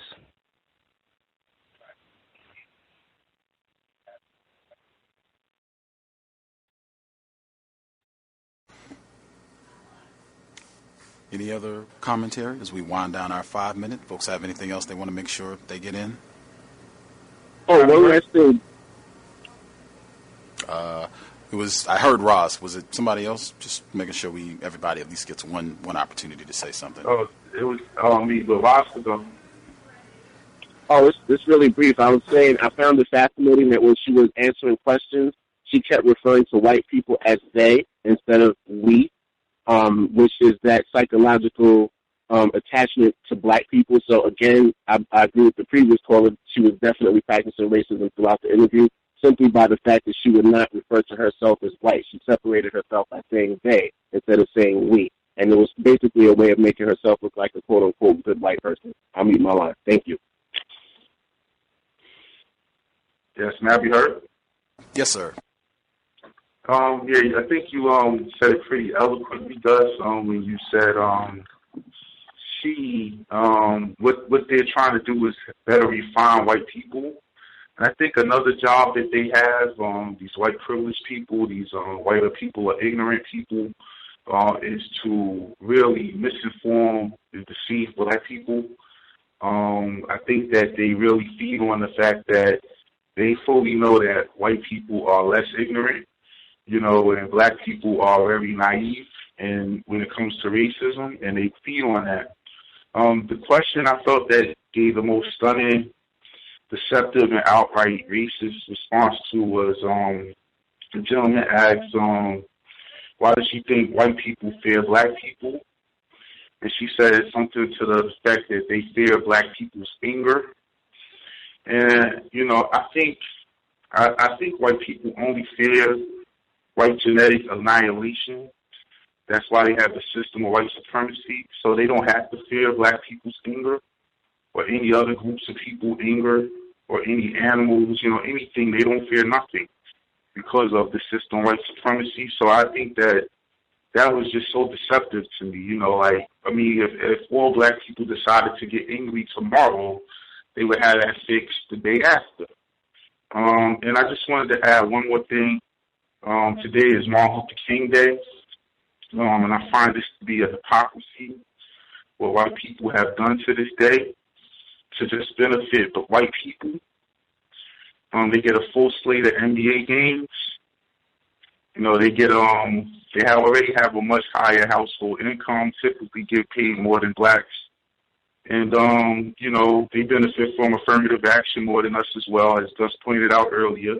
And they get the day off. And they also get to go and get some great sales. Political leaders just use this as a day to get the black vote. And I just find they just made this into a total hypocrisy. It's about discrimination against gays, discrimination against Muslims, and it has nothing to do with what Martin Luther King stood for and died for. And I just feel that what they've done to this day is terrible. And I'll mute my line. Thank you. Right on. We did our 5. Certainly concur with the way that the day, unfortunately, is used. I did see that there were a number of black people who were out and trying to do something to focus attention seriously on racism, white supremacy. I did see that. I think Dr. King would certainly co-sign and appreciate those efforts, just constantly trying to do the work that he was not able to complete because racists assassinated him. But we will be here 2 days, Wednesday evening. Hate the interrupting. We'll be here on Wednesday evening, 8 p.m. Eastern, 5 p.m. Pacific. Kristen Green, her book, Something Must Be Done, about Prince Edward, and that's a cowbell too. Can get you a little extra help on that one. This is a white woman, like no doubt about that, but she married a non-white male, and she makes a distinction between him being a non-white, non-black male in the book, and why that's important. Like that takes up a chunk of the early section of the book. Folks, want to check it out or what have you. And again, she was on C-SPAN with our previous guest, admitted racist Jim Grimsley. They did a segment together, I believe in Tennessee. I might be wrong on the state, but I think it was in Tennessee. It was some Southern Literary Festival towards the end of last year. But if you go to C-SPAN and just put in her name, Kristen Green, it should pop up. If you can't find it, I can hook you up. So if you want to check that out, do some research to prepare for her being on the program. People that are in Virginia, she actually is doing a book tour, so if you want to see her in person, she should have on her website dates and times at different places she's going to be speaking in Virginia later on this month and this year. So if you are close enough, you're close to the Richmond area, I think if you want to go check her out in person and have some good codified questions lined up, take advantage. That would be great. All of us getting better at asking our questions. But I'm very much looking to have her on the program this coming Wednesday, 8 p.m. Eastern, 5 p.m. Pacific. Something Must Be Done about Prince Edward County. Fascinating. This white woman is not ignorant at all. Like one of the things I do if it's a white person who wrote the book, I will immediately, before I even start reading, I'll just kind of glance at their reference section and see what other books they have noted in their book and materials that they reference, and just check to see how many of them, those authors, those works, the people that put that together have been guests on our program. In addition to citing this book, she cited Isabel Wilkerson's The Warmth of Other Suns. Some of the Race Beat, we had the white co-author of that book on this program. It was quite a few books that we've done. The Immortal Life of Henrietta Lacks was on there. It was quite a few books, either where we've had the author on the program or we did the book for our book study session or some combination. It was quite a few. So she is not ignorant. She's done her research, and this is a very important event that people should know about. I would say probably to close public schools down in an entire county for 5 years because you don't want not one black child to go to school with any white children, that is amazing. In my view, definitely, if you are a resident, if you're born in Virginia, if you live in Virginia, you should know a lot about this incident, and you should be telling your children about this incident. We try to look for ways to make racism, white supremacy, so that you can teach it to your offspring. It does not get any clearer and more relatable than this. No school for 5 years, and how that impacts you. Some of these children just didn't go to school at all. Some of them got sent out of the state for 5 years, so they were not with their family and friends and all that. Even if you could imagine being a senior, you're about to graduate and bam, school closed down. Now what? Either you can go out of state, go someplace else and try to get your degree, or just go get a job, whatever you're going to do, flounder around for the next 12 months or what have you. But incredible moment. Looking forward to it. If you have any questions, you get confused, gripes, feel free, drop an email, untiljustice@gmail.com. untiljustice@gmail.com. We are fundraising for 2016 Invest if you think the program is constructive. Racism-notes.blogspot.com. Racism-notes.blogspot.com. When you hit the blog, you'll see the PayPal button in the top right corner. If you're not into PayPal, drop me an email. We'll get you a physical mailing address. Huge thanks to all the folks who have invested in the program over the years. I hope it has been, continues to be worthy of your time and energy and helping you get some clarity about what white supremacy is, how it works, what it means to be white. That said, as I've stated consistently, sobriety would be best under conditions of white terrorism. I would not want to be around any intoxicated whites. I would not want to be around any intoxicated non-whites.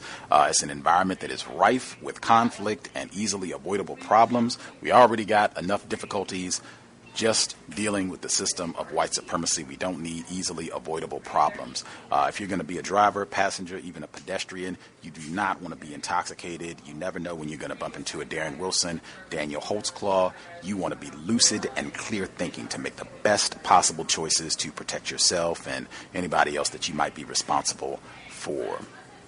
That being said, Creator, we ask that you help us remain patient with other black people, victims of white supremacy.